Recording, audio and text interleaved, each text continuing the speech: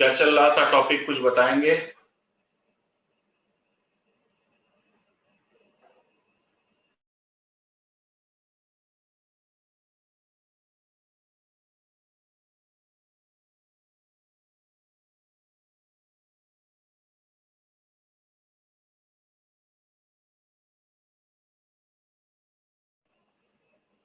हो गया था स्टमक का काम? ओके, ठीक है।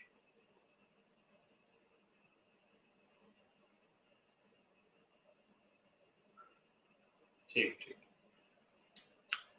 ओके, समझ में आ गया। स्मॉल इंटेस्टाइन का आज देखना है।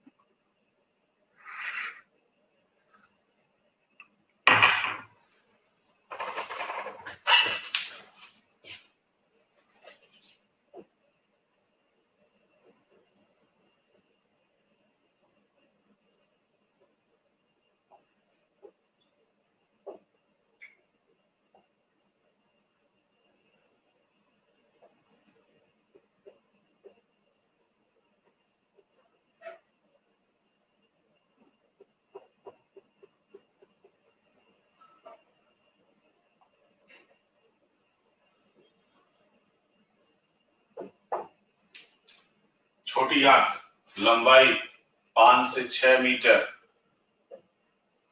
और इस छोटी आंत के 3 भाग होते हैं। ठीक है। डियोडिनम, जेजुनम, और तीसरा पार्ट होता है इसका इलियम।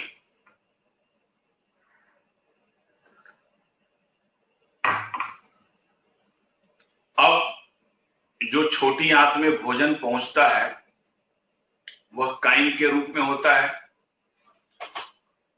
अब जब भोजन आपका आमाशय से छोटी आंत में जब भोजन पहुंचता है तो सबसे पहले भोजन आपके डियोडिनम में पहुंचता है, ग्रहणी में पहुंचता है, और यहीं पर जो भोजन आमाशय से आया हुआ है जिसका मीडियम आपका अम्लीय है, अब भोजन का मीडियम आपके ग्रहणी में कैसा हो जाता है? क्षारीय हो जाता है। ठीक है।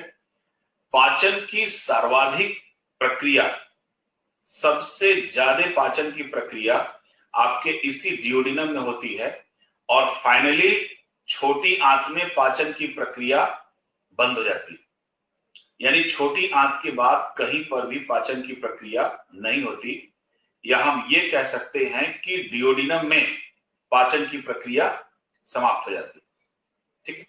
तो सबसे ज्यादा जो पाचन का साइट है आपका, सबसे बड़ा और सबसे ज्यादा पाचन की प्रक्रिया आपके इसी डियोडिनम में होती है, और ये डियोडिनम आमाशय और छोटी आंत जहां पे ज्वाइंट होता है, ये छोटी आंत का पहला पार्ट होता है, और एक बार भोजन अगर डियोडिनम में पहुंच गया, ग्रहणी में पहुंच गया, तो फिर वापस आमाशय में नहीं जा सकता है, अर्थात आपको वोमिटिंग नहीं हो सकती। अब इस डियोडिनम में क्या क्या होता है उसको हम थोड़ा सा चार्ट के माध्यम से, जैसे आमाशय का देखे थे वैसे इसका भी देखेंगे। ठीक है। तो लिखने की अपेक्षा है चार्ट से समझ लें तो बेटर है। तो चलिए उसको भी देखते हैं।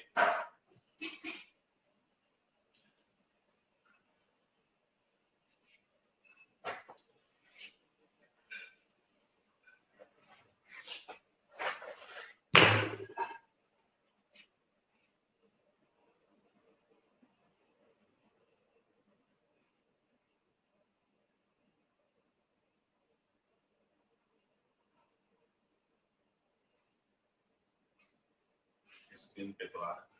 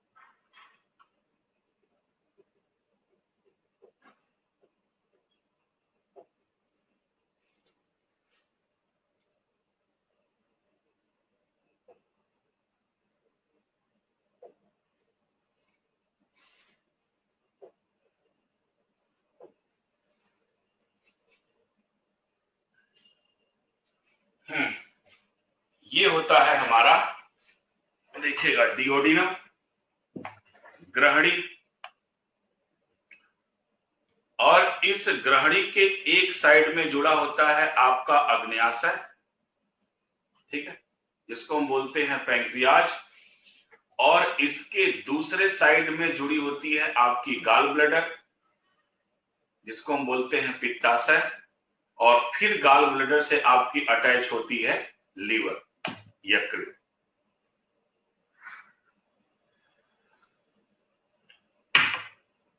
ठीक। अब जो भोजन आपके छोटी आंत में पहुंचा, वो किस रूप में पहुंचा था? काइम के रूप में, है?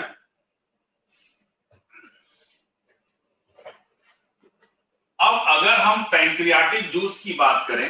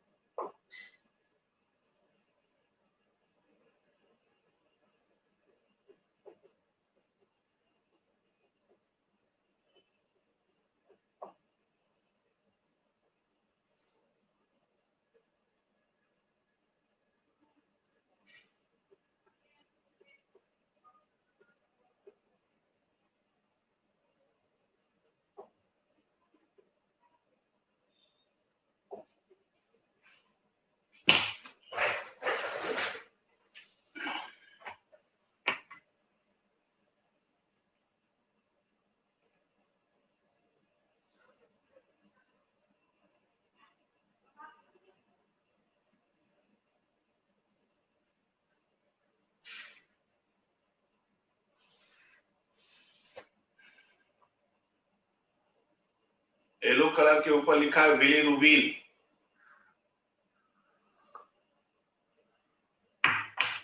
IUVIN, और लीवर के नीचे लिखा है हीमोग्लोबिन टूटकर।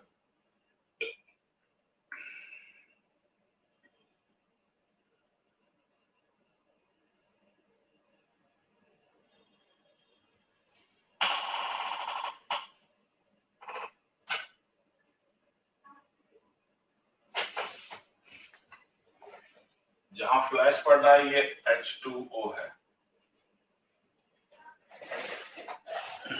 अच्छा, एक मिनट,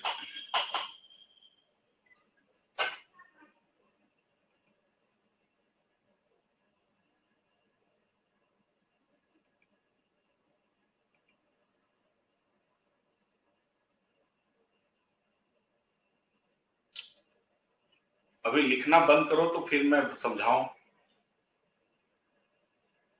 चलो पहले देखो, आप लिखते रहो। जो ग्रहणी है, देखो ग्रहणी में क्या होता है, एक साइड जुड़ा होता है पैंक्रियाज और दूसरे साइड जुड़ा होता है वो गॉल ब्लैडर से, और गॉल ब्लैडर जुड़ा होता है आपके यकृत से। ठीक है, तो अब जो होता है लीवर, आपको जब मैं ब्लड पढ़ा रहा था तो उस समय बताया था कि मृत आरबीसी का जो जमाव होता है वो प्लीहा के साथ साथ यकृत में भी होता है। तो जो डेड आरबीसी जब यकृत में जाती है तो उस आरबीसी का हीमोग्लोबिन टूट जाता है, और टूटने के बाद वो बाइल पिगमेंट बनाता है, पित्त वर्णक, और दो प्रकार के पित्त वर्णक बनाते हैं। एक को हम बोलते हैं बिलीरुबिन और दूसरे को हम बोलते हैं बिलीवर्डिन। बिलीरुबिन पीले कलर का होता है और बिलीवर्डिन ग्रीन कलर का होता है। ठीक है, तो लीवर में क्या बनता है, हीमोग्लोबिन के विखंडन से बाइल पिगमेंट, और ये बाइल पिगमेंट पहुंचता है आपके गॉल ब्लैडर में। वहां पे ये बाइल पिगमेंट वाटर उसके साथ मिल जाती है, कुछ साल्ट मिल जाता है, फिर गॉल ब्लैडर से वही बाइल पिगमेंट अब बाइल जूस के रूप में कहां पहुंच जाता है, डिओडिनम। क्लियर? यानी कि जो हमारा हीमोग्लोबिन है, ये लीवर जो है, इस लीवर में हीमोग्लोबिन टूटकर क्या बनाता है, बिलीरुबिन और बिलीवर्डिन। इसको हम पित्त वर्णक बोलते हैं।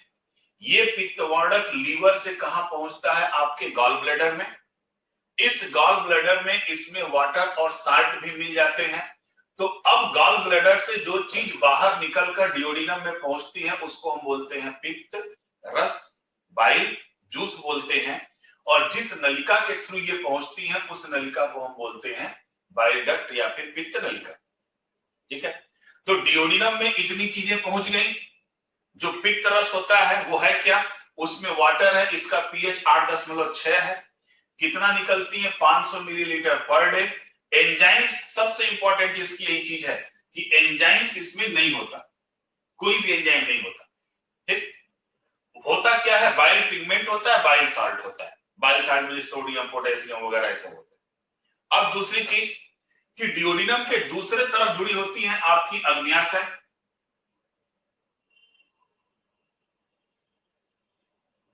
पैंक्रियाज, और इस पैंक्रियाज से जो नलिका निकलती है उसको हम बोलते हैं पैंक्रियाटिक डक्ट, और इस पैंक्रियाज से जो एंजाइम्स निकलकर डिओडिनम में पहुंचते हैं उस एंजाइम्स को हम, पूरे एंजाइम्स को बोलते हैं पैंक्रियाटिक जूस, या इसको हम बोलते हैं अग्न्याशयी रस। ठीक है, तो अग्न्याशयी रस और बाइल जूस, यानी पैंक्रियाटिक जूस और बाइल जूस को सम्मिलित रूप से हम क्या बोलते हैं, यानी कंबाइंड रूप से हम क्या बोलते हैं इसको, इंटेस्टाइनल जूस, आंत्र रस। ठीक, इतने में तो किसी को डाउट नहीं है।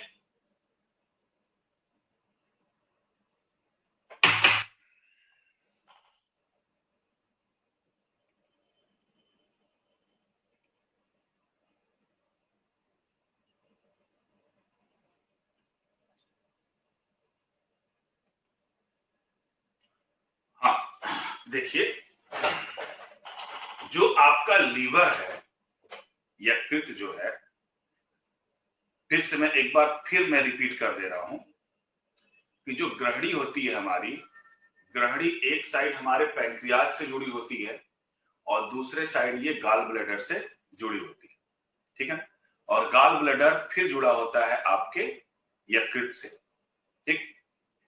तो अब जो हमारा लीवर होता है, इस लीवर में मृत आरबीसी का जमाव होता है।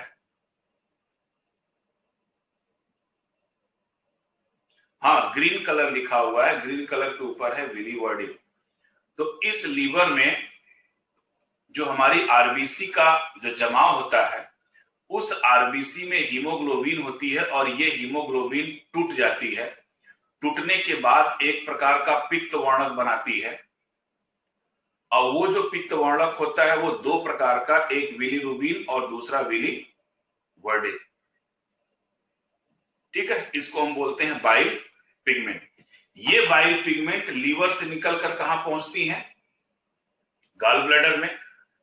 और गॉल ब्लैडर में फिर इसमें वाटर मिक्स हो जाता है, कुछ सॉल्ट भी मिक्स हो जाते हैं और फिर इन सब चीजों को लेकर गॉल ब्लैडर से कहां पहुंच जाती हैं? ये डियोडिनम में।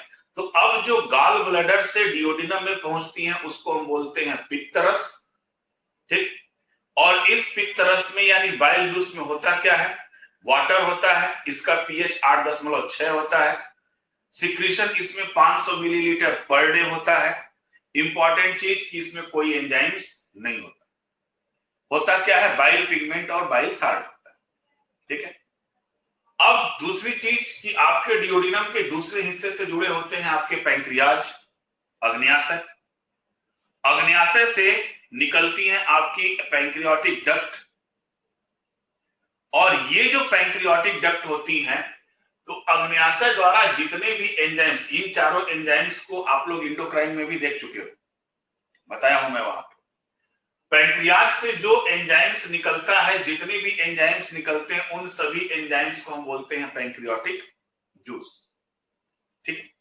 ये भी निकलकर कहां पहुंचती हैं? आपके डियोडिनम में, ठीक। तो पैंक्रियाटिक जूस और बाइल जूस, चूंकि ये कहां पे जा रही हैं? इंटेस्टाइन में ही जा रही है ना, आंत में ही जा रही है, ठीक है। तो इस वजह से अग्न्याशयी रस और पित्त रस को मिलाकर हम बोलते हैं आंत्र रस, इंटेस्टाइनल जूस बोला जाता है, क्लियर। तो अब इनका काम देखो। काम यह है कि कार्बोहाइड्रेट का आंशिक पाचन कहां पे हुआ? माउथ में। उसके बाद कहीं पे भी कार्बोहाइड्रेट का पाचन नहीं हुआ, है ना। अब जो बचा हुआ कार्बोहाइड्रेट्स है उसको कौन पचा देगा? पैंक्रियाटिक एमाइलेज, ठीक। यानी कि कार्बोहाइड्रेट का आंशिक पाचन कहां हुआ? माउथ में। अब जो बचा हुआ कार्बोहाइड्रेट्स है उसको कौन डाइजेस्ट कर देगा? पैंक्रियाटिक एमाइलेज, ठीक है। अभी फैक्ट पे नहीं जाना। प्रोटीन का मैक्सिमम पाचन कहां पे हुआ? आमाशय में। अब बचे हुए प्रोटीन को कौन डाइजेस्ट कर देगा? इरेप्सिन और ट्रिप्सिनोजन। तो कार्बोहाइड्रेट्स और प्रोटीन का पाचन हो गया। बचा अभी वसा का पाचन। वसा के आंशिक पाचन की शुरुआत कहां से होती है? आमाशय से, क्लियर। अब उसके बाद जो वसा आपके इस छोटी आंत में पहुंचा, तो अब क्या होता है कि यही जो बाइल पिगमेंट है, ठीक है, ये बाइल पिगमेंट, ये जो बाइल पिगमेंट जब आपके इस डियोडिनम में पहुंचती हैं, तो सबसे पहला इनका काम होता है कि वसा के बड़े अणुओं को तोड़कर छोटे छोटे अणुओं में कन्वर्ट कर देती है। यानी बाइल पिगमेंट का मेन काम क्या है? वसा के बड़े अणुओं को तोड़कर छोटे अणुओं में बदलना, और उस प्रक्रिया को हम बोलते हैं इमल्सिफिकेशन।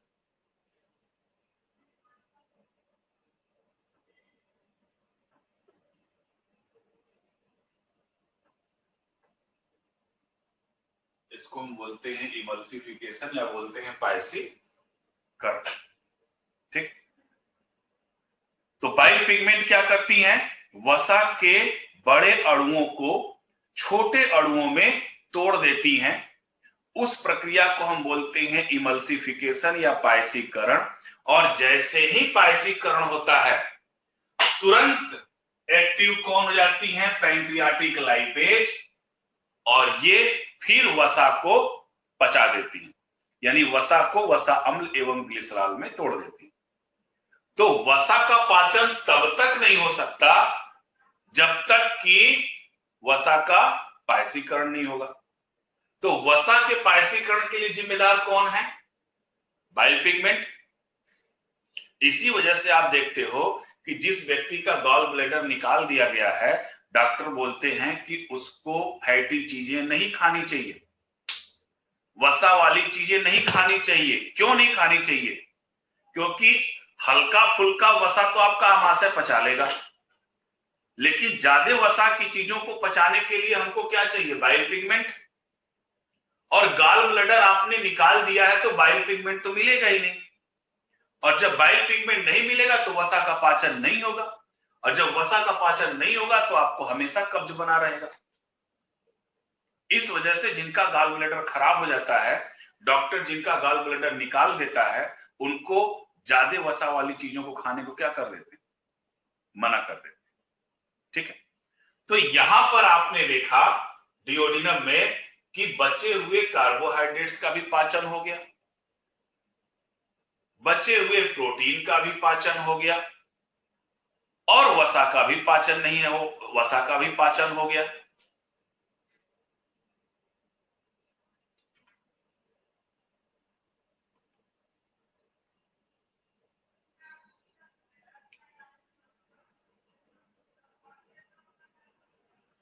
कहां से समझ में नहीं आया बताइए?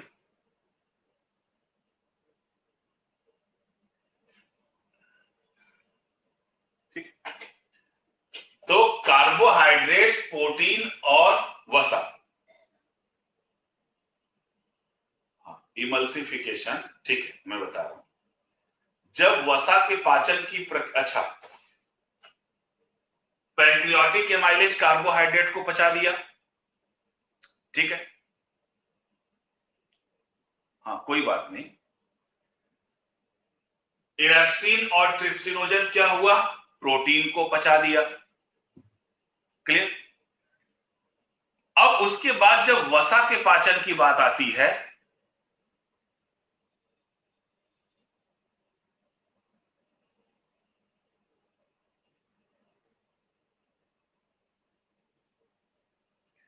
जी हाँ निधि जी, ये न्यूट्रिशन की क्लास चल रही है।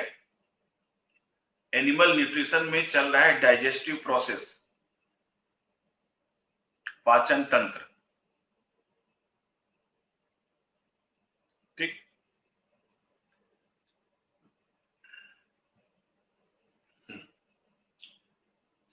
रिदम टूट गई मेरी, कहां से चल रहे थे।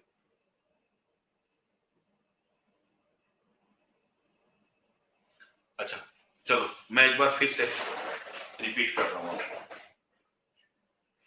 देखो जो ग्रहणी है, ये ग्रहणी, अब कोई मैसेज मत करना, मुझे बता देने दो पूरा कम से कम। ये जो ग्रहणी है, एक साइड जुड़ी होती है आपके पैंक्रियाज से, एक साइड जुड़ी होती है गॉल ब्लैडर से, और गॉल ब्लैडर जुड़ा होता है आपके लीवर से, ठीक है। लीवर में जो आपका ब्लड होता है, जो डेड आरबीसी होती है, वो आरबीसी का जो हीमोग्लोबिन होता है वह टूटकर दो प्रकार के पिगमेंट बनाता है, जिसको हम बोलते हैं बिलीरुबिन और बिलीवर्डिन, और इसको हम बोलते हैं बाइल पिगमेंट, ठीक है। और इस बाइल पिगमेंट को लीवर कहां भेजता है, गॉल ब्लैडर में। गॉल ब्लैडर से फिर जो चीजें निकलकर आपके डिओडिनम में जाती है उसको हम बोलते हैं पित्त रस, उसको हम बोलते हैं बाइल जूस। और बाइल जूस में क्या होता है, वाटर, पीएच इसका 8.6, कितना निकलता है, 500 मिलीलीटर पर डे। एंजाइम्स नहीं होते हैं, क्या होता है, बाइल पिगमेंट और बाइल सॉल्ट, ठीक है। पैंक्रियाज से जो एंजाइम्स निकलकर डिओडिनम में पहुंचते हैं उसको हम बोलते हैं पैंक्रियाटिक जूस।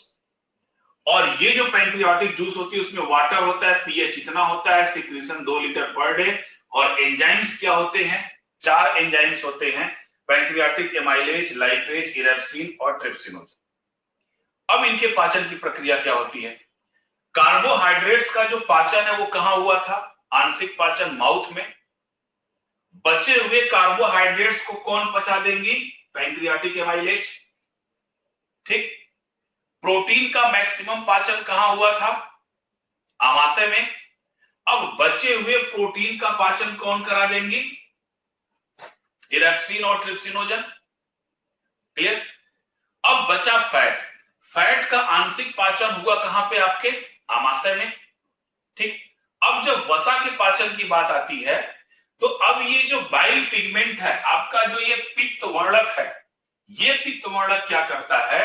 वसा के बड़े अणुओं को तोड़कर छोटे छोटे अणुओं में बदल देता है। यानी वसा के बड़े अणु जो होते हैं इनको तोड़ देता है और छोटे छोटे अणुओं में क्या होता है? कन्वर्ट कर देता है। कौन? Bile pigment. इसी प्रक्रिया को हम बोलते हैं वसा का पायसीकरण, इमल्सिफिकेशन ऑफ फैट। और जब वसा का पायसीकरण हो जाता है तब उस पर रिएक्शन करती है पैंक्रियाटिक लाइपेज, और ये पैंक्रियाटिक लाइपेज क्या कर देती है? वसा का पाचन। ठीक है। और पाचन का मतलब मैंने पहले ही बताया था, क्या? कार्बोहाइड्रेट पचेगा तो किसमें? ग्लूकोज, फ्रक्टोज, गैलेक्टोज में। अमीनो एसिड प्रोटीन डाइजेस्ट होगा तो किसमें? Amino acid. और फैट डाइजेस्ट होगा तो किसमें? वसा अम्ल और ग्लिसरॉल में। ठीक है। यानी जिससे जो बने होते हैं उसी में क्या होते हैं? कन्वर्ट हो जाते हैं। तो वसा का पाचन तब तक नहीं होगा जब तक कि वसा का इमल्सिफिकेशन नहीं होगा।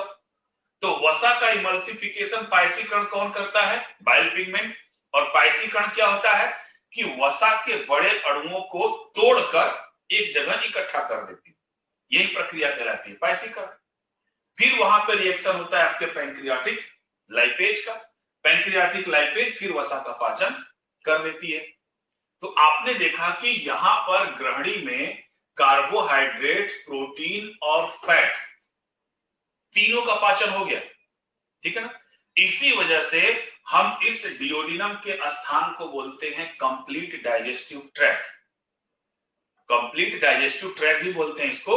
और इन दोनों एंजाइमों को, यानी इंटेस्टाइनल जूस को, यानी कि ये पूरे एंजाइम्स और पूरा ये पार्ट, यानी बाइल जूस और अग्न्याशयी जूस, ठीक है, पित्त रस और अग्न्याशयी रस को भी हम बोलते हैं कंप्लीट डाइजेस्टिव जूस।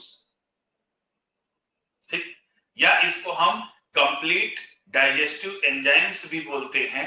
वो इसलिए क्योंकि यहां पर पूरे डाइजेशन की प्रक्रिया क्या हो जाती है? समाप्त हो जाती है। यानी कार्बोहाइड्रेट, प्रोटीन और फैट सब के सब यहां क्या हो जाते हैं? डाइजेस्ट हो जाते हैं। तो फाइनली यहां पर होता क्या है? यहां पर सिर्फ एक चीज होता है। अगर हम इन सभी प्रक्रियाओं को एक शब्दों की बात करें तो आमाशय में जो भोजन पहुंचा था वो किस रूप में पहुंचा था?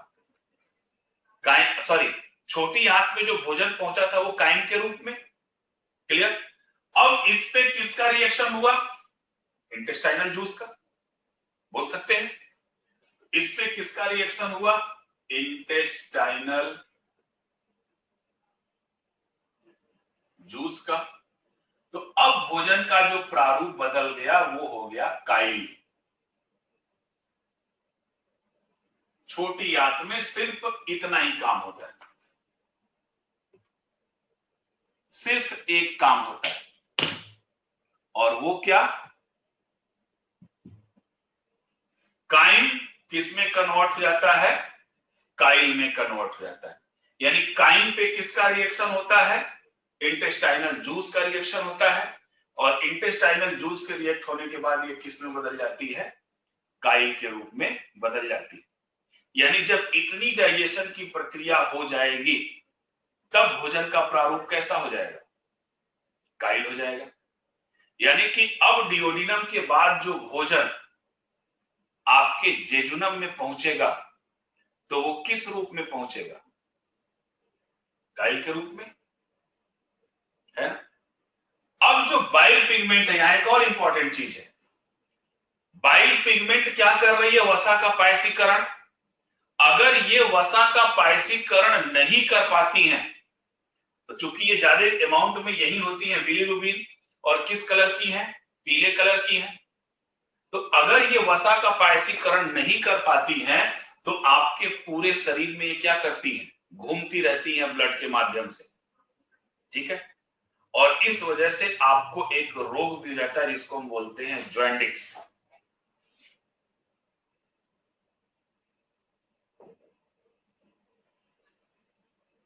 पीलिया जिसको नाम जानते होंगे आप देखिए किसी को पीलिया होगा तो डॉक्टर बिलीरुबिन और बिलीवर्डिन ही तो चेक करवाता है।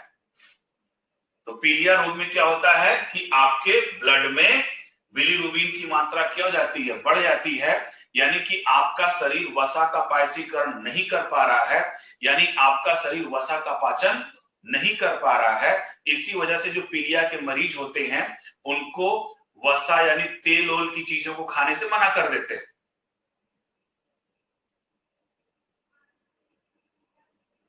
हाँ, ये जो होता है बिलीवर्डिन जो होता है, बिलीरुबिन और बिलीवर्डिन दोनों मिलकर क्या करते हैं, वसा का पायसीकरण करते हैं। दोनों ही बाइल पिगमेंट है, लेकिन इसमें से मोस्ट इफेक्टिव होता है आपका बिलीरुबिन, ठीक है। तो इतनी प्रक्रिया कहां हुई, आपके डिओडिनम में होती, ठीक है। अब डिओडिनम के बाद, ठीक है, आप थोड़ा सा नोट कर लीजिए, बस 1 मिनट में आए।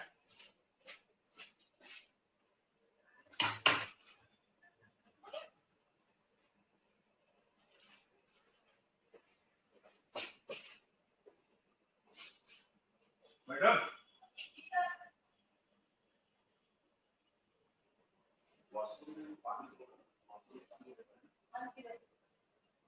इसमें नहीं हो तो इसमें चले जाओ आप, देख लेता हूँ।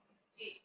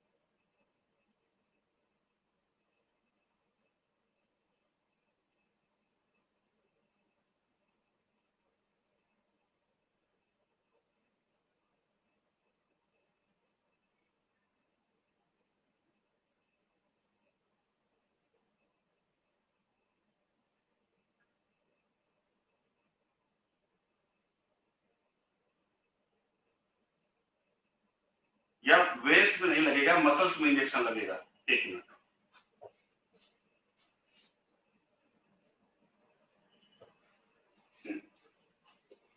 आइए चलिए, तो यहां पे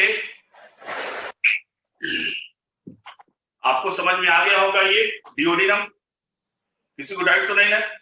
अब डिओडिनम के बाद इसका दूसरा पार्ट है जिसको हम बोलते हैं जेजुनम, ठीक है। यानी यहां पर डाइजेशन की पूरी प्रक्रिया क्या हो जाती है, फिनिश जाती है। इसको याद रखे रहिएगा, ठीक।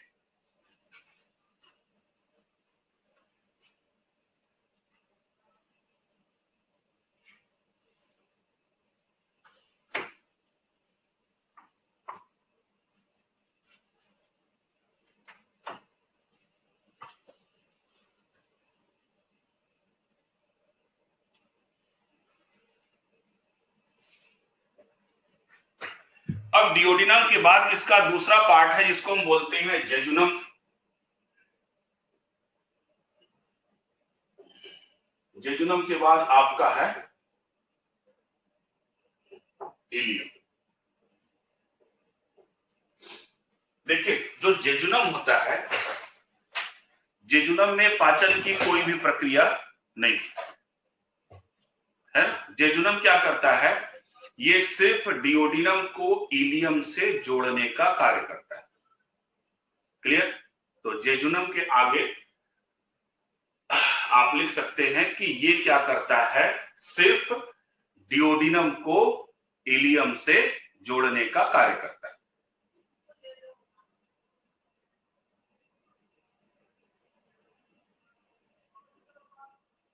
क्लियर?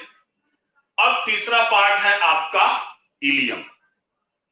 इलियम क्या करता है, यहां पर अब देखिए जो आपका खाद्य पदार्थ था, कार्बोहाइड्रेट किस में बदल गया, ग्लूकोज, फ्रक्टोज, गैलेक्टोज, भाई जिस प्रकार का आपने कार्बोहाइड्रेट लिया। प्रोटीन किस में बदल गया आपका, अमीनो एसिड में। फैट किस में बदल गया आपका, फैटी एसिड एवं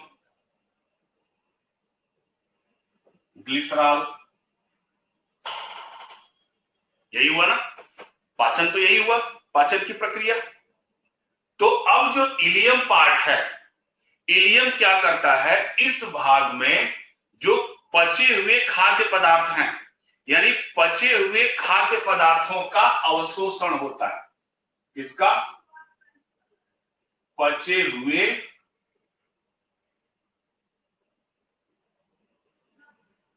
खाद्य पदार्थों का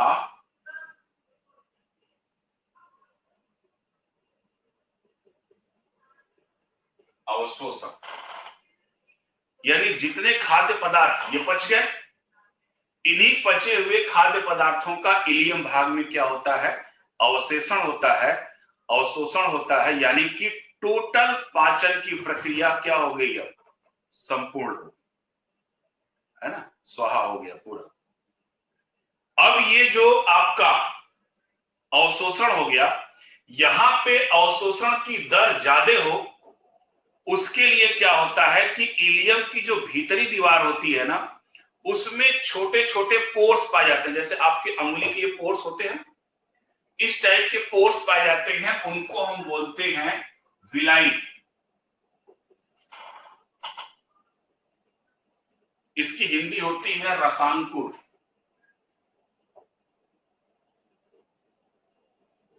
रसांकुर, ठीक है। ये क्या करते हैं, प्रवर्ध भी बोलते हैं, छोटे छोटे प्रवर्ध होते हैं। ये रसांकुर क्या करते हैं, इलियम में पचे हुए खाद्य पदार्थों के अवशोषण की दर को बढ़ा देते हैं। यानी विलाई क्या करते हैं, अवशोषण की दर को बढ़ा देते हैं। क्लियर? छोटी आंत कंप्लीट हुआ। अब छोटी आंत के बाद जो भोजन पहुंचता है, अब आपके पहुंचता है बड़ी आंत में, लार्ज इंटेस्टाइन में। यानी कि जेजुनम क्या करता है, डिओडिनम को इलियम से जोड़ने का काम करता है। इलियम क्या करता है, पचे हुए खाद्य पदार्थों का अवशोषण करता है। इसके साथ साथ इलियम की भीतरी दीवारों पर छोटे छोटे रसांकुर पाए जाते हैं जो अवशोषण की दर को बढ़ा देते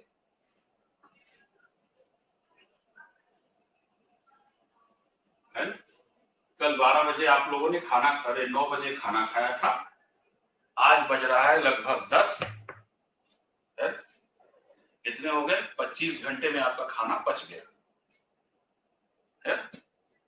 कल 9 बजे शुरू हुआ था ना। अब उसके बाद चलते हैं लार्ज इंटेस्टाइन पर।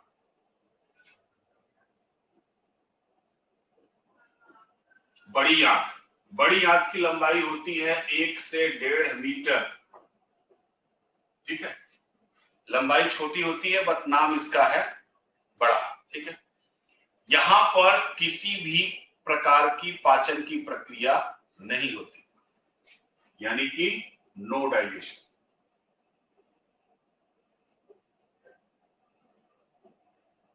केवल जल एवं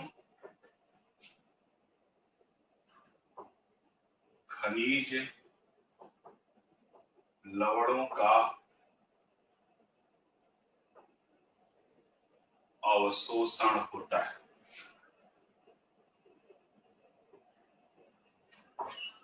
क्लियर? सिर्फ दो चीज होता है, जो आपके अनडाइजेस्टेड, अब तो डाइजेस्टेड नहीं कहलाएगा, अब तो अपचित कहलाएगा। भाई जो पचना है वो तो पच चुका। अब जो खाद्य पदार्थ बचता है आपका, अपचित जो खाद्य पदार्थ बचता है, उस अपचित खाद्य पदार्थों से जल एवं खनिज लवणों का क्या होता है? अवशोषण होता है, ठीक है। कहां पर? बड़ी आंत में। और बड़ी आंत के कितने भाग हैं आपके? 3 भाग, सीकम, कोलन एंड रेक्टम, 3 भाग होते हैं।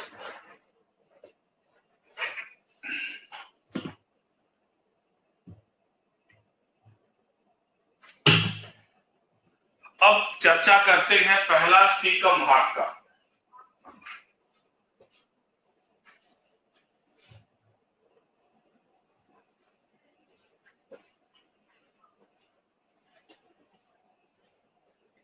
अब जो इसका सीकम भाग है,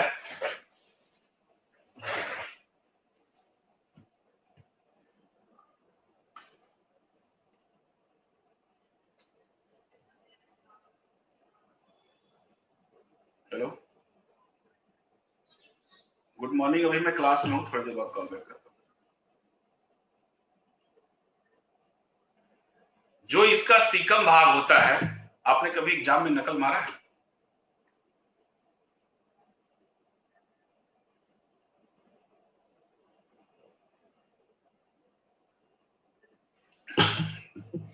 चिट वगैरह नहीं लगा एग्जाम में?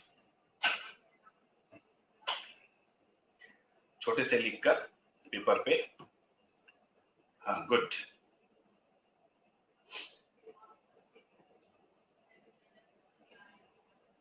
नकल मारना चाहिए, नकल मारना हमारा जन्मसिद्ध अधिकार है।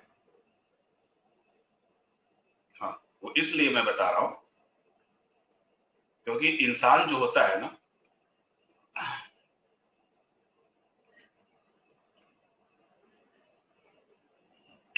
अब जिन्होंने नकल नहीं मारा वो भी इनडायरेक्टली नकल मारते ही हैं। मैं बता रहा हूं कैसे। आप आईएएस की तैयारी कर रहे हो तो कहीं ना कहीं से इंस्पायर हुए होंगे,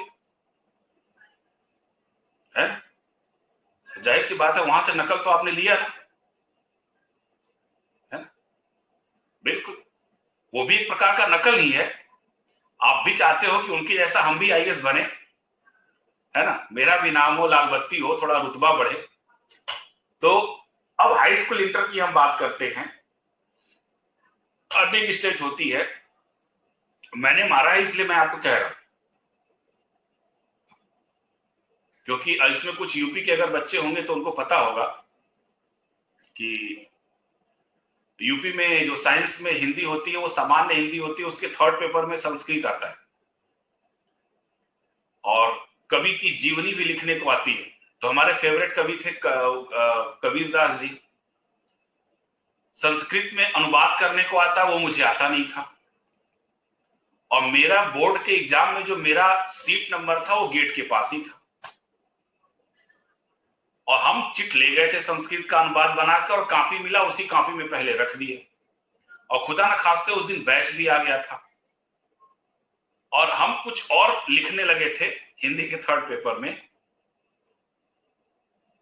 हाँ नहीं, यूपी में हिंदी के थर्ड पेपर में संस्कृत का एक पार्ट आता है। अब बैच आया, मेरे पास खड़ा हो गया, मैं लिखने में व्यस्त था बिल्कुल पूरी तरीके से। जब बैच चला गया तो मेरे पीछे वाला बोला कि चिट लिए हो कि फेंक दिए? हमने कहा कि लिए हैं, कॉपी में रखे हैं। कभी नालायक, बैच आया था। तो हमने कहा हमको क्या पता कि बैच आया था। फिर दोबारा मैंने उस चिट को फिर लिखा, लिखने के बाद फिर बैच आ गया। छोटा सा चिट था, मोड़ा और खा गया।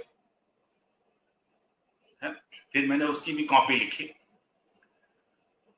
तो अब जो मैं इसलिए आपको बता रहा हूं कि पेपर आपने खा गया। पेपर कैसा बना है? प्लांट प्रोडक्ट से। पेपर क्या है? आपका सेलुलोज। और सीकम क्या है? हमारे अंदर वेल डेवलप नहीं है। और सीकम का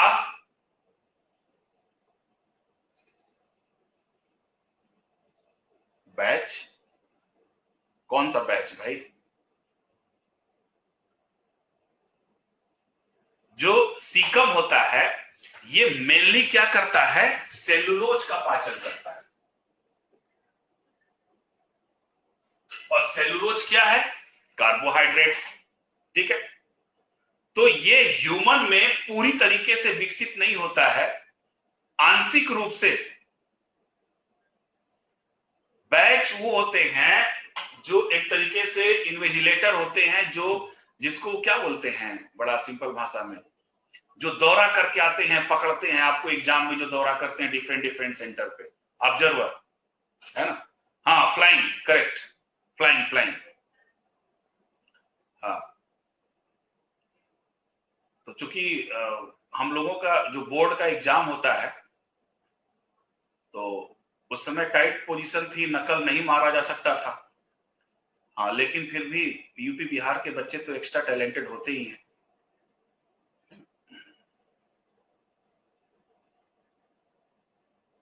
हाँ, यार देखो सही लिख के भेजा है, परीक्षक, परीक्षा निरीक्षक, गुड। तो अब उस कंडीशन में क्या है कि सेलुलोज का जो पाचन, अरे वैसे भी नहीं तो आप देखिए पहले छोटी मोटी टॉफी आती थी, उस टॉफी में पेपर चिपका रहता था और छोटे बच्चे क्या करते हैं, पेपर सहित टॉफी को खा जाते हैं। बचपन में बहुत सारे लोग पियर साबुन को टॉफी समझ के कभी कभी चख लेते थे। तो ये सब चीजें देखो, लाइफ में कुछ उल्टे सीधे काम होने चाहिए, है ना। अगर उल्टे सीधे काम नहीं करोगे तो अपने आगे वाली पीढ़ी को बताओगे क्या सब कुछ सही सही?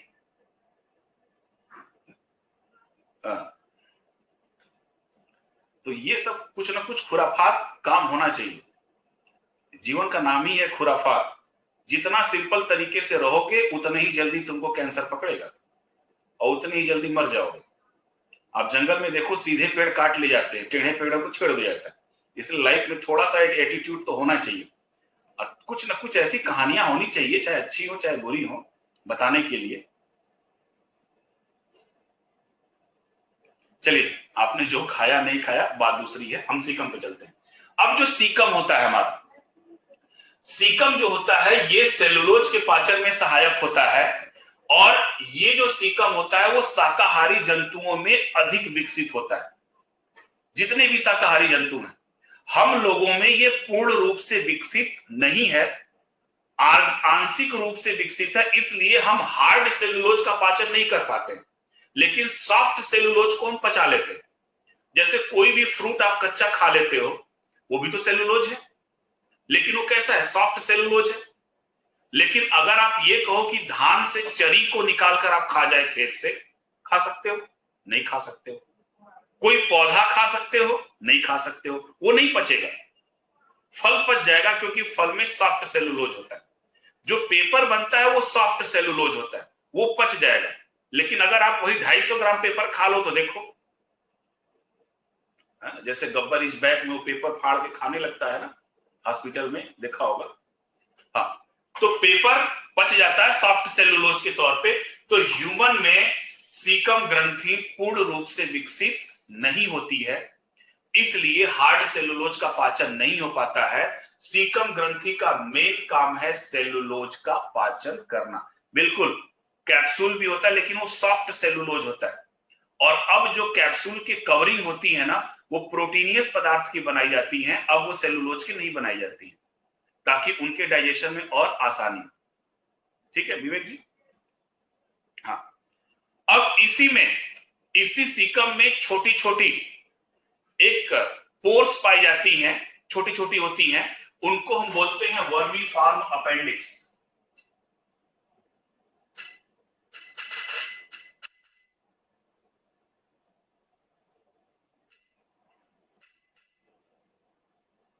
वर्मीफॉर्म अपेंडिक्स छोटे छोटे प्रवर्ग होते हैं। और कोई बता सकता है इसमें कि वर्मीफॉर्म अपेंडिक्स का कार्य क्या है?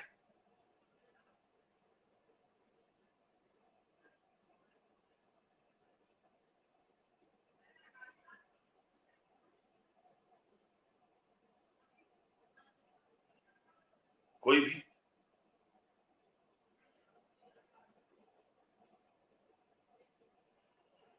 गुड।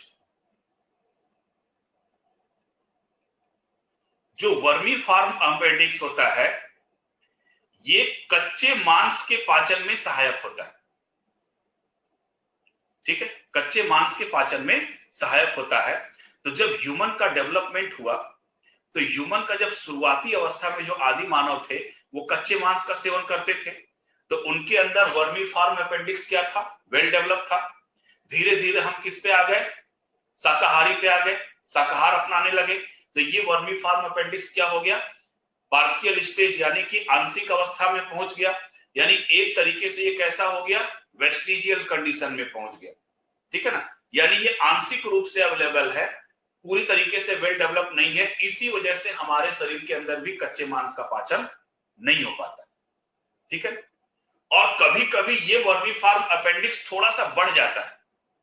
ठीक है, ऐसे वो शांत पड़ा रहता है, लेकिन जब आप कभी तेज दौड़ते हो या तेज चलते हो तो देखिए आपके पेट के निचले हिस्से में राइट साइड में तेजी में दर्द होने लगता है।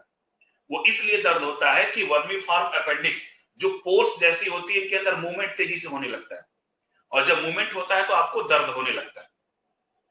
ठीक है, तो ये इसीलिए जो स्टेट लेवल के खिलाड़ी होते हैं ना, कोई भी स्पोर्ट्समैन होता है, जब वो स्टेट लेवल से आगे क्रॉस करता है तो उसका वर्मीफॉर्म अपेंडिक्स काट कर निकाल दिया जाता है, ताकि कभी भी खेल के दौरान इस प्रकार का दर्द उसको न हो।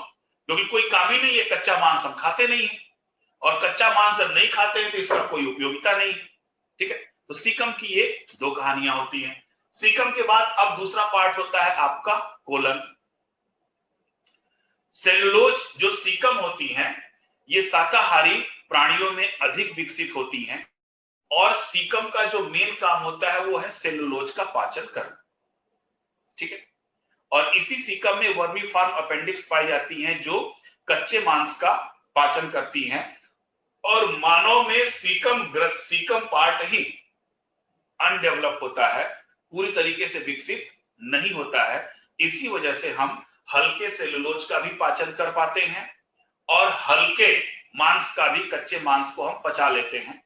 जैसे आपका लीवर हुआ वगैरह, कुछ लोग देखते हैं ना हल्के से फ्राई करके ही लीवर खा लेते हैं, है ना, या मांस के कुछ टुकड़े होते हैं हल्का फ्राई करके खा लेते हैं, तो उसकी वजह से ये पच जाता है। ठीक है, दूसरा पार्ट है आपका कोलन। कोलन में क्या होता है? सिर्फ जल का अवशोषण होता है। क्या होता है? सिर्फ जल का अवशोषण, सिर्फ जल का अवशोषण होता है। कहां पे? कोलन के पार्ट में। और इसी कोलन में एक सहजीवी जीवाणु पाया जाता है। उस सहजीवी जीवाणु का नाम है ई कोलाई। क्या होता है? सहजीवी, इसको हम बोलते हैं सिंबायोटिक जीवाणु, बैक्टीरिया। उस बैक्टीरिया का नाम है ई कोलाई, एरिस्टिया कोलाई बोलते हैं। अब ये ई कोलाई क्या करता है कि जल का जब अवशोषण हो जाता है तो उस अनडाइजेस्टेड यानी अपचित खाद्य पदार्थ पर रिएक्ट करता है और रिएक्ट करने के बाद दो प्रकार के यौगिक का निर्माण करता है। एक को हम बोलते हैं इंडोल एवं दूसरे को हम बोलते हैं एस्केटॉल। ठीक है। और इसी इंडोल एवं एस्केटॉल के कारण ही आपके मल से दुर्गंध आती है।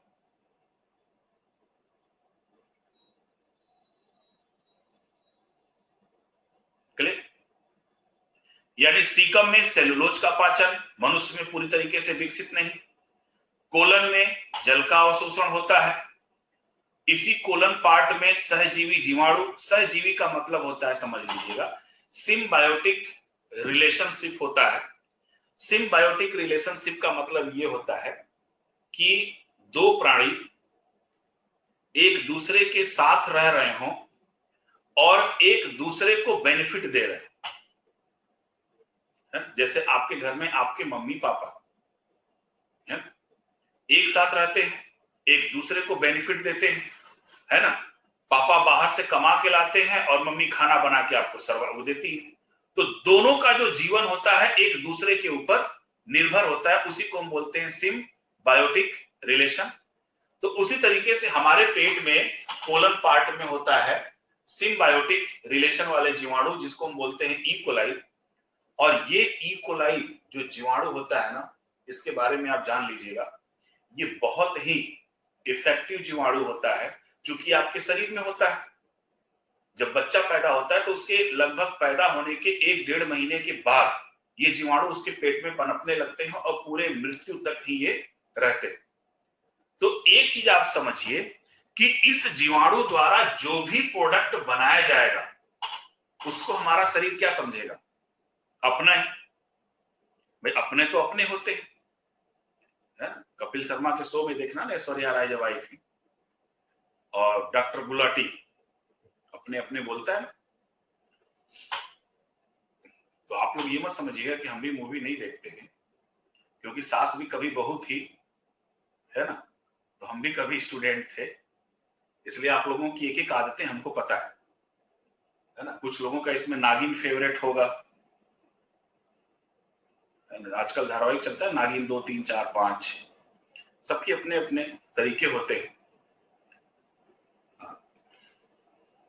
चलिए, नहीं भाई मैं वो, हाँ, मुझे धारावाहिक नहीं पसंद है। मुझे धारावाहिक बस एक ही पसंद है, वो है तारक मेहता का उल्टा चश्मा। मैं जब भी रूम पे रहता हूँ दिन भर चलता रहता है मेरे रूम पे, कंटिन्यू टीवी ऑन रहता है, मैं देखता रहता हूँ।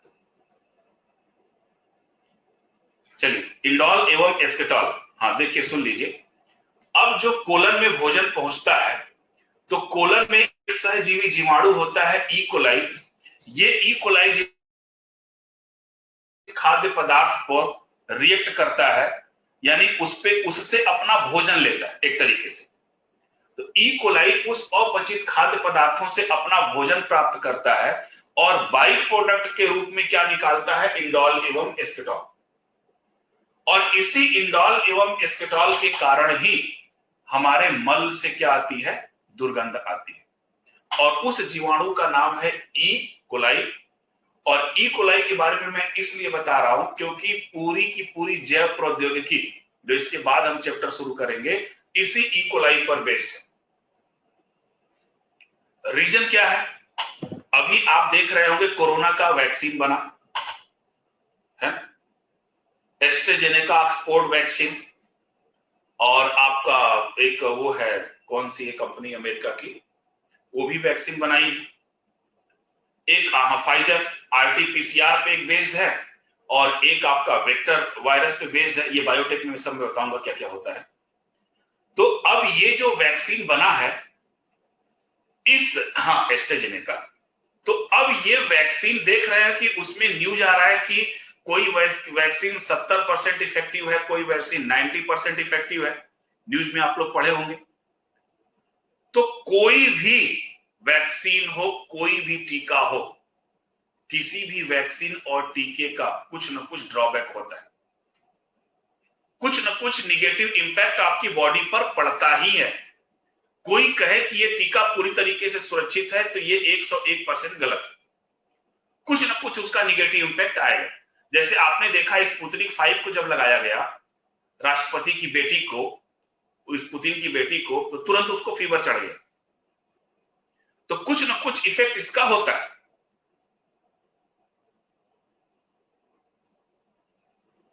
वर्मी फार्म अपेंडिक्स आपके इसमें है, सीकम में है, कोलन में नहीं है। ठीक है, तो अब जो बाहर से टीके बनते हैं या बाहर से जो प्रोडक्ट बनाया जाता है जैव प्रौद्योगिकी के थ्रू, अगर हम उसको देते हैं तो हमारे शरीर के लिए तो बाहरी चीज है, तो हमारा शरीर क्या करता है, उसके खिलाफ रिएक्ट करने लगता है। यानी उस दवा का जो प्रभाव है वह आपके शरीर पर पूरी तरीके से नहीं पड़ता। मान लीजिए आपको शुगर है, अगर डायबिटीज है तो डायबिटीज के लिए अगर हम कोई केमिकल सब्सटेंस की दवा लेते हैं, जैसे अच्छा मेटफोर्टिन दवा बड़ी कॉमन दवा है, तो अगर इस दवा को हम खाते हैं तो इंसुलिन लेवल को बढ़ाता है, शुगर लेवल को कम करता है, लेकिन कहीं ना कहीं उसका इंपैक्ट आपके दूसरे अंगों पर हल्का फुल्का पड़ता जरूर है। ठीक है, इसीलिए अक्सर डॉक्टर क्या देते हैं, आपको एंटीबायोटिक देते हैं ताकि उसका असर क्या रहे, समाप्त रहे।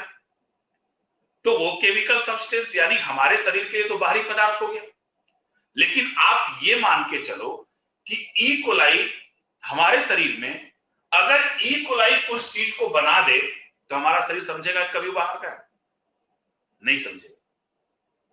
ई कोलाई तो हमारे शरीर में है ना। जैसे आपके घर में आपके भाई हैं और आपकी बहन है, एक कोई बाहर की लड़की आपको थप्पड़ मार दे तो आप गुस्सा हो जाओगी, और आपकी बहन मार दे चलो कोई बात नहीं, अपना ही तो खून है, ऐसी होता है। तो ई कोलाई हमारे ही शरीर में पाई जाती है और इसके द्वारा जो भी प्रोडक्ट बनाया जाता है हमारा शरीर को लगता है कि तो हमारा ही है, तो उसके खिलाफ कोई रिएक्शन ही नहीं करता। इसीलिए वर्तमान समय में इंडस्ट्री लेवल पे जैव प्रौद्योगिकी के द्वारा ई कोलाई का इस्तेमाल करके हम इंसुलिन हार्मोन्स का निर्माण कर रहे हैं, ग्रोथ हार्मोन्स का निर्माण कर रहे हैं, कई प्रकार के दवाओं का निर्माण कर रहे हैं। अब इन दवाओं को जब आप लेते हो तो हमारा शरीर समझता है अरे ये तो हमारा ही भाग है, तो उसके खिलाफ कोई प्रतिक्रिया नहीं करता है, और वह दवा जो है आपके शरीर पे 100% क्या करती है, वर्क करती है। अब उस जैव प्रौद्योगिकी में कौन कौन से तरीके से कैसे बनाई जाती है वो आपको 1-2 दिन में आ जाएगा। मैं बायोटेक शुरू करूंगा तो मैं एक एक चीज को डिफाइन करूंगा। तीसरे पार्ट पे हम चलते हैं, आपका है रेक्टम। अब ये जो रेक्टम पार्ट है, यहां पर सीकम के बाद भोजन कहां पहुंचा, कोलन में। कोलन में पचे हुए अपचित खाद्य पदार्थ से जल का भी अवशोषण हो गया। अब बचा हुआ पदार्थ कहां पहुंचता है, रेक्टम में, इसको हम बोलते हैं मलाशय। और यहां पर कुछ देर रहने के पश्चात इसी रेक्टम का बाहरी पोर्शन होता है जिसको हम बोलते हैं एनस। एनस को हम बोलते हैं मलद्वार। एनस से क्या होता है, ये शरीर से बाहर निकाल दिया जाता है। ठीक है, और इसी प्रक्रिया को हम बोलते हैं मल परित्याग, या फिर इसको हम इजेक्शन वगैरह बोलते हैं। ठीक है, तो यहां पर आपकी पाचन की प्रक्रिया क्या हो जाती है, संपूर्ण हो जाती है, सीकम, कोलन और रेक्टम। अब इसमें थोड़ी सी सोचने वाली चीज है कि अगर आपका भोजन छोटी आंत से बड़ी आंत में अगर पहुंचने की दर तेज हो जाए तो आपको डायरिया या लूज मोशन हो जाएगा, और अगर धीमा हो जाए तो आपको क्या हो जाएगा, कब्ज हो जाएगा। छोटी आंत से बड़ी आंत में भोजन की पहुंचने की दर अगर कम हो जाए तो आपको कब्ज हो जाएगा, और अगर तेज हो जाए तो आपको डायरिया या फिर लूज मोशन।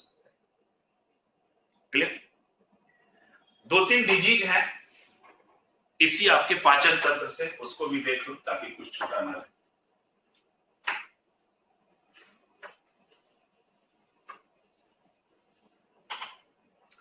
उसमें पहली डिजीज है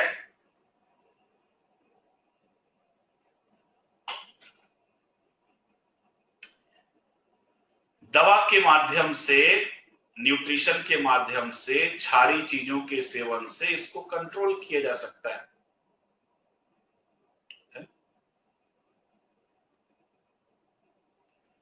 कोलन पार्ट में, हाँ सुनिए अमृतिका जी, जो कोलन पार्ट है ना, कोलन पार्ट में केवल जल का अवशोषण होता है, ठीक है, अपचित खाद्य पदार्थ से। दूसरी चीज, इसी कोलन में ई कोलाई नामक एक जीवाणु होता है, ई कोलाई जीवाणु होता है। ये ई कोलाई जीवाणु क्या करता है, आपके अपचित खाद्य पदार्थों पर रिएक्शन करता है और इंडॉल एवं एस्केटॉल नामक यौगिक का निर्माण करता है, जिसके कारण हमारे मल से दुर्गंध आती है, ठीक है। ब्रेन में कोई कीड़ा नहीं होता, ठीक है, कोई भी कीड़ा ब्रेन में नहीं होता। ये सोशल मीडिया के द्वारा फैलाया गया एक भ्रामक प्रचार है कि पत्ता गोभी में छोटे छोटे कीड़े होते हैं, ये आपके ब्रेन में जाते हैं, ब्रेन को इतने छोटे होते हैं कि इसको पहचान नहीं सकते। ये सिर्फ एक भ्रामक है, ऐसा कुछ भी नहीं। ब्रेन में कीड़ा होने का मतलब समझ रहे हैं, ब्रेन की जिस पोर्शन पे वो रहेगा ना, वो पोर्शन काम ही नहीं करेगा। तो शरीर बहुत सुंदर है ना, इसको सोशल मीडिया द्वारा खराब नहीं किया जा सकता। हाँ, भोजन जो होता है कोलन के बाद पहुंचता है आपके रेक्टम में, रेक्टम में कुछ देर रहता है। रेक्टम की थैली जैसी ही भर जाती है तो रेक्टम एक पोर्स पे खुलता है, एक छिद्र पे खुलता है जिसको हम बोलते हैं एनस, और फिर एनस के द्वारा वो पदार्थ जो होता है अपचित खाद्य पदार्थ शरीर के बाहर निकाल दिया जाता है। ठीक। अब पाचन संबंधित कुछ रोग हैं। उस रोग में पहला रोग है आपका मम्स, MUMMS। ये जो मम्स क्या रोग होता है कि जो पैरोटिड ग्रंथि होती है, पैरोटिड ग्लैंड जो सलाइवरी ग्लैंड्स होती हैं, इस पैरोटिड ग्रंथि में विषाणुओं के द्वारा ये संक्रमित हो जाती हैं।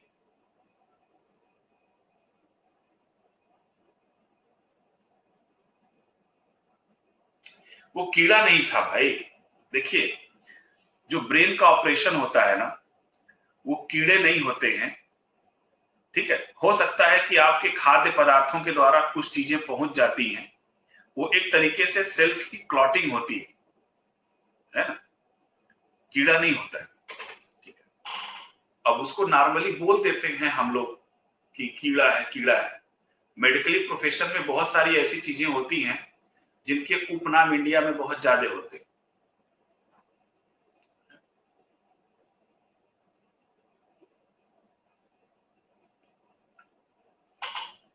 तो पैरोटिड ग्रंथि में विषाणुओं के संक्रमण के कारण ये जो पैरोटिड ग्रंथि होती है स्वेल कर जाती है, सूजन उत्पन्न हो जाती है, जिससे होता क्या है कि मैक्सिमम मात्रा में, अधिकतम मात्रा में सलाइवा का निर्माण होने लगता है,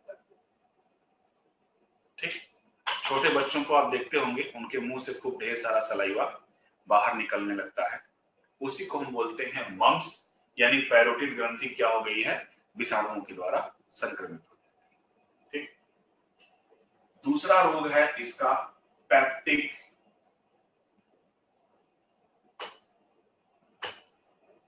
अल्सर, पेप्टिक अल्सर। अब ये जो पेप्टिक अल्सर है, अक्सर जब खाली पेट आप रहते हो तो खाली पेट में HCl का अधिक मात्रा में श्रावण होने के कारण आमाशय की भीतरी दीवारों पर घाव बन जाता है, ठीक है।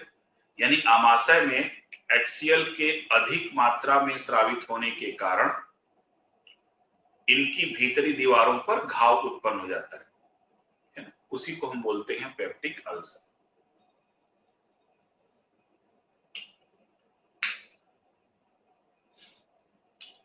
क्लियर। आमाशय में HCl के अधिक मात्रा में बनने के कारण आमाशय की भीतरी दीवारों पर क्या हो जाता है, घाव उत्पन्न हो जाता है, और कभी कभी उल्टी के दौरान ब्लड भी आने लगता है, ठीक है, पेप्टिक अल्सर।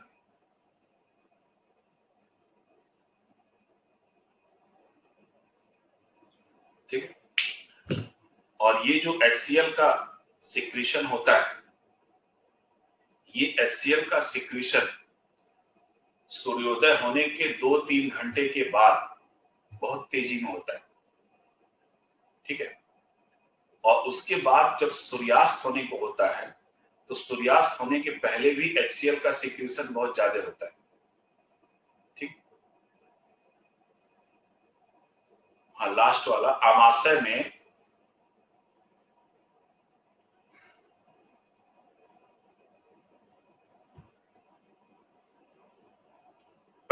पैरोटिड ग्रंथियों में विषाणुओं के संक्रमण से सूजन उत्पन्न हो जाती है, जिससे अधिक मात्रा में लार बनने लगती है, सलाइवा बनने लगती है। उसको हम बोलते हैं मम्स, ठीक है। और आमाशय में HCl के अधिक मात्रा में बनने के कारण आमाशय की भीतरी दीवार क्षतिग्रस्त हो जाती है, ठीक है। आमाशय की भीतरी दीवार क्षतिग्रस्त हो जाती है, उसी को हम बोलते हैं पेप्टिक अल्सर। अब ये जो HCl का श्रावण होता है, ये नर्वस सिस्टम के द्वारा कंट्रोल होता है। HCl बनती रहती है और इसी HCl के कारण हमारे शरीर में डाइजेशन की प्रक्रिया भी, सनराइज और सनसेट का कोई कॉन्सेप्ट नहीं है।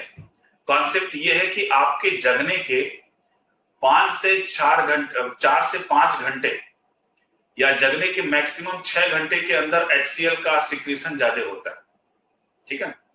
वो कोरिलेट करके बता दिया जाता है।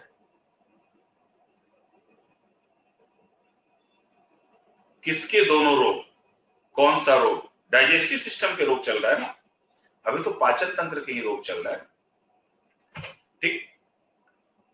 तो इसीलिए तो आपको देखिए कहा जाता है कि क्या बोलता है, नाश्ता आपका हैवी होना चाहिए, है ना, भोजन लाइट होना चाहिए।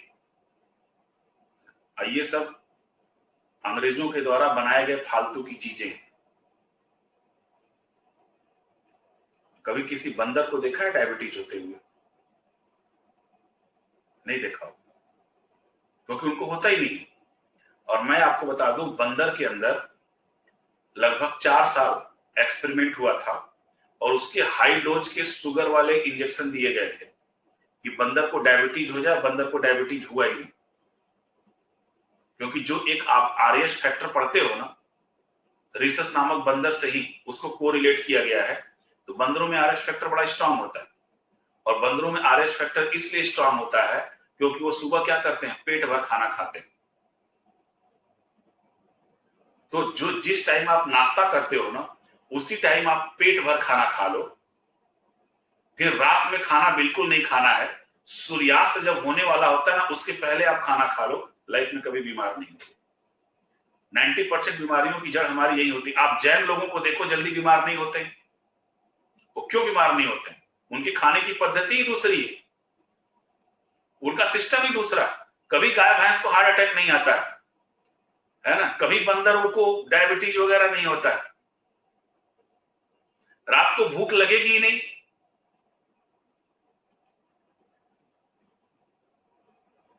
कैसे भूख लग जाएगी? इंद्रजीत जी, जब आपका एग्जाम होता है और एग्जाम का जब टेंशन होता है तो भूख लगती है ना? नहीं लगती है, कुछ भी नहीं लगता है ना। कोई आपको फोन करके बुला दो कि इस चौराहे पे आ जाओ, उस समय ना आपको भूख लगेगी ना प्यास लगेगा। सब हमारा दिमाग का फितूर होता है ना। आप उस अनुसार अपने आप को ढाल लोगे तो कुछ नहीं हो सकता है।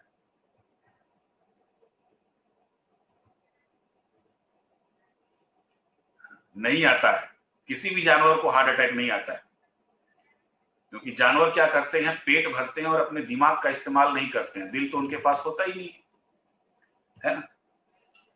हाँ, मनुष्य के पास होता है, इसलिए मनुष्य मरता है। खैर, फिलहाल तीसरा रोग होता है जॉइंडिक्स। उसका मैंने ऊपर ही चर्चा कर दिया था, जॉइंडिक्स का। और एक और होता है जिसको हम बोलते हैं अपेंडाइटिस।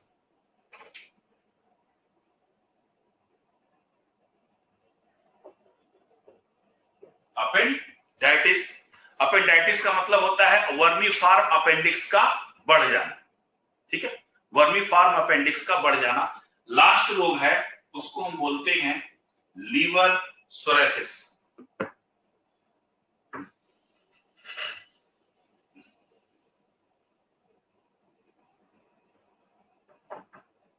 लीवर सिरोसिस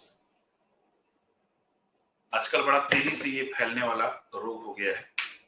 लीवर सिरोसिस क्या होता है कि जो अत्यधिक मात्रा में शराब का सेवन करते हैं, या तो अत्यधिक मात्रा में शराब के सेवन से, या हेपेटाइटिस बी और सी के जो वायरस हैं उसके द्वारा अगर आप संक्रमित हो जाते हैं, तो हमारी जो लीवर होती है ना, ये जो लीवर्स की सेल्स होती हैं ये कड़ी हो जाती है। यानी लीवर्स की मांसपेशियां क्या हो जाती हैं, कड़ी हो जाती है, जिसके कारण हमारे बॉडी में एंजाइम का रिएक्शन जो होता है वो बिगड़ जाता है, और यही लीवर सिरोसिस आगे चल के लीवर कैंसर का रूप ले लेती है।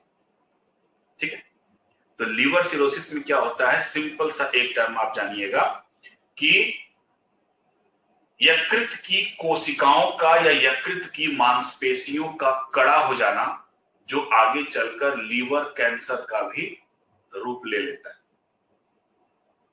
ठीक,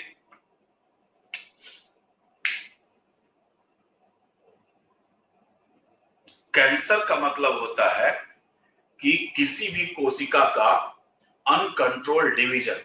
तो जब मांसपेशियां कड़ी जाती है तो उसमें अनकंट्रोल्ड डिवीजन होना शुरू हो जाता है, इस वजह से हम उसको कैंसर शब्द दे देते हैं नाम। ठीक, एक और लोगों का जाना पहचाना नाम है आपका, अक्सर हो जाता है लेकिन लोग बोलते नहीं है कि उनको हुआ है, पाइल्स है। तो पाइल्स भी इसी तरीके से होता है। पाइल्स का मतलब होता है कि जो एनस होती है, जो मल द्वार होता है, मल द्वार के चारों तरफ गांठ जैसी रचना हो जाती है, एनस के गांठ जैसी रचना हो जाती है, जो मल परित्याग में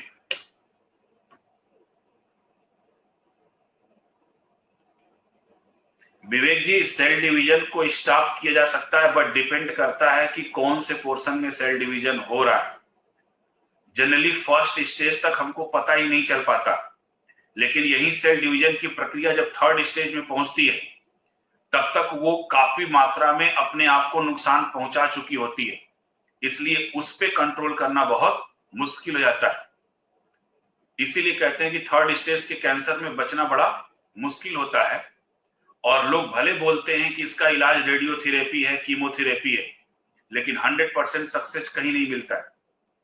जिस व्यक्ति को भी रेडियोथेरेपी के द्वारा कैंसर ठीक किया जाता है, तो जिस अंग का कैंसर हम ठीक करते हैं वो तो ठीक हो जाता है, लेकिन फिर किसी दूसरे पार्ट में कैंसर होने की संभावनाएं बन जाती है। तो ये ह्यूमन बॉडी है, इसीलिए कहते हैं कि बॉडी को थोड़ा सा बचा के रखो। अगर कुछ भी हो गया, जैसे आपकी बाइक है ना, एक बार बाइक की अगर आपने सर्विसिंग करवा ली, बाइक चलाते हो, स्कूटी चलाते हो, एक बार अगर आपकी बाइक खुल गई तो आप ये समझो कि नए जैसे माइलेज दे, इम्पॉसिबल है। इसी तरीके से आपकी बॉडी में अगर छुरी और कैंची लग गई एक बार, तो समझो क्या, आप सोचो पहले जैसे रहोगे, इम्पॉसिबल। ठीक, तो पाइल्स उसी को बोलते हैं, एनस की जो दीवार होती है वो कड़ी हो जाती है, जिसकी वजह से मल परित्याग करने में दर्द होता है, और कभी कभी ये कड़ा होकर फट जाती हैं, जिसके कारण इसमें से ब्लड आने लगता है। ठीक है ना। और पाइल्स होने का जो सबसे बड़ा रीजन है वो ये है कि अत्यधिक मात्रा में आराम करना, ठीक है, ड्रग्स या फिर मद्यपान का सेवन करना, या फिर यकृत में खराबी हो जाए, और कभी कभी देखा जाता है कि आपकी बॉडी में अगर स्टोन भी बनता है ना, तो भी पाइल्स होने की संभावनाएं बन जाती। ठीक है, तो इतनी चीजें थी हमारी इसमें डाइजेस्टिव सिस्टम में।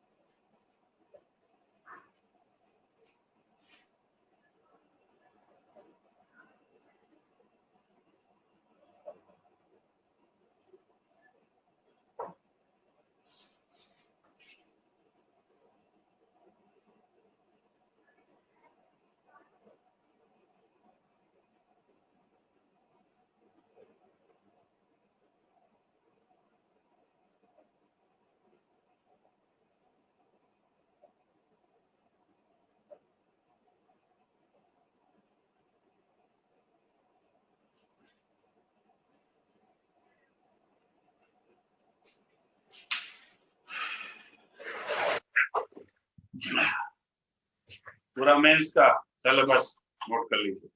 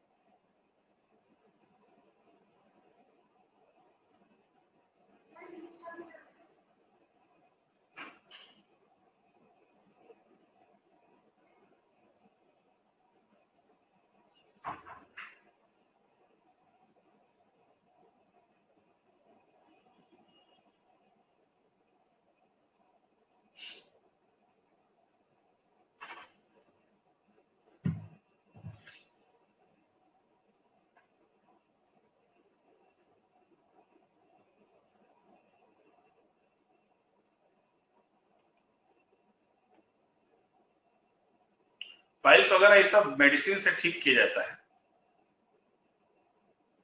आराम से ठीक हो सकता है। ये सब जी हाइटस हार्निया ये डाइजेस्टिव सिस्टम से तो रिलेटेड नहीं है, लेकिन जो हाँ आप कह सकते हैं, इसमें होता क्या है ना कि आपके जो बहुत सारे डाइजेस्टिव जो अंग होते हैं आपके, विशेष तौर से आपका आमाशय, छोटी आंत, इसके कुछ पार्ट जो होते हैं ना, ये मूव करके आपके चेस्ट कैविटी के ऊपर भी निकल जाते हैं, उसी को हम बोलते हैं हाइटस हार्निया।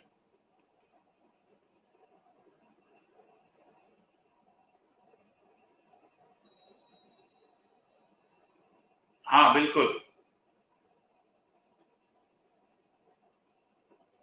बिल्कुल नेहा जी। चलिए अब आप देखिए, जो आपका बायोटेक है, जो मेंस के टेक्नोलॉजी के जो आपके जो पोर्शन है, टेक्नोलॉजी में पहला जो है आपका वो है बायोटेक। बायोटेक को हम बोलते हैं जैव प्रौद्योगिकी, ठीक है। और उसके बाद दूसरा जैव प्रौद्योगिकी में क्या है कि जीन से संबंधित इसमें चीजों को हम लोग डिस्कस करेंगे। दूसरा है स्पेस टेक्नोलॉजी, अंतरिक्ष प्रौद्योगिकी। तो अंतरिक्ष प्रौद्योगिकी में क्या है कि देखिए, एक चीज और आप समझ लीजिए, टेक्नोलॉजी का जो भी टॉपिक है आपका, इस टेक्नोलॉजी के मैकेनिज्म में हमको नहीं जाना है, ठीक है। यूपीएससी मैकेनिज्म नहीं पूछती है आपको, ठीक है, मैकेनिज्म नहीं पूछती, पूछेगी क्या कि जैव प्रौद्योगिकी क्या है, इसके लाभ क्या है। जैव प्रौद्योगिकी के जितने भी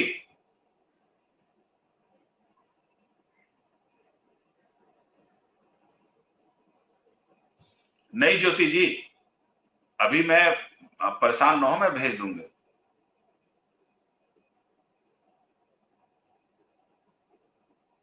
हाँ सेंड नहीं किया है, वो हो जाएगा, 1-2 दिन में हो जाएगा, ठीक। तो जैव प्रौद्योगिकी, उसके बाद स्पेस टेक्नोलॉजी। अब इसमें जो सबसे ज्यादा मेंस में जो क्वेश्चन पूछे जाने वाले, और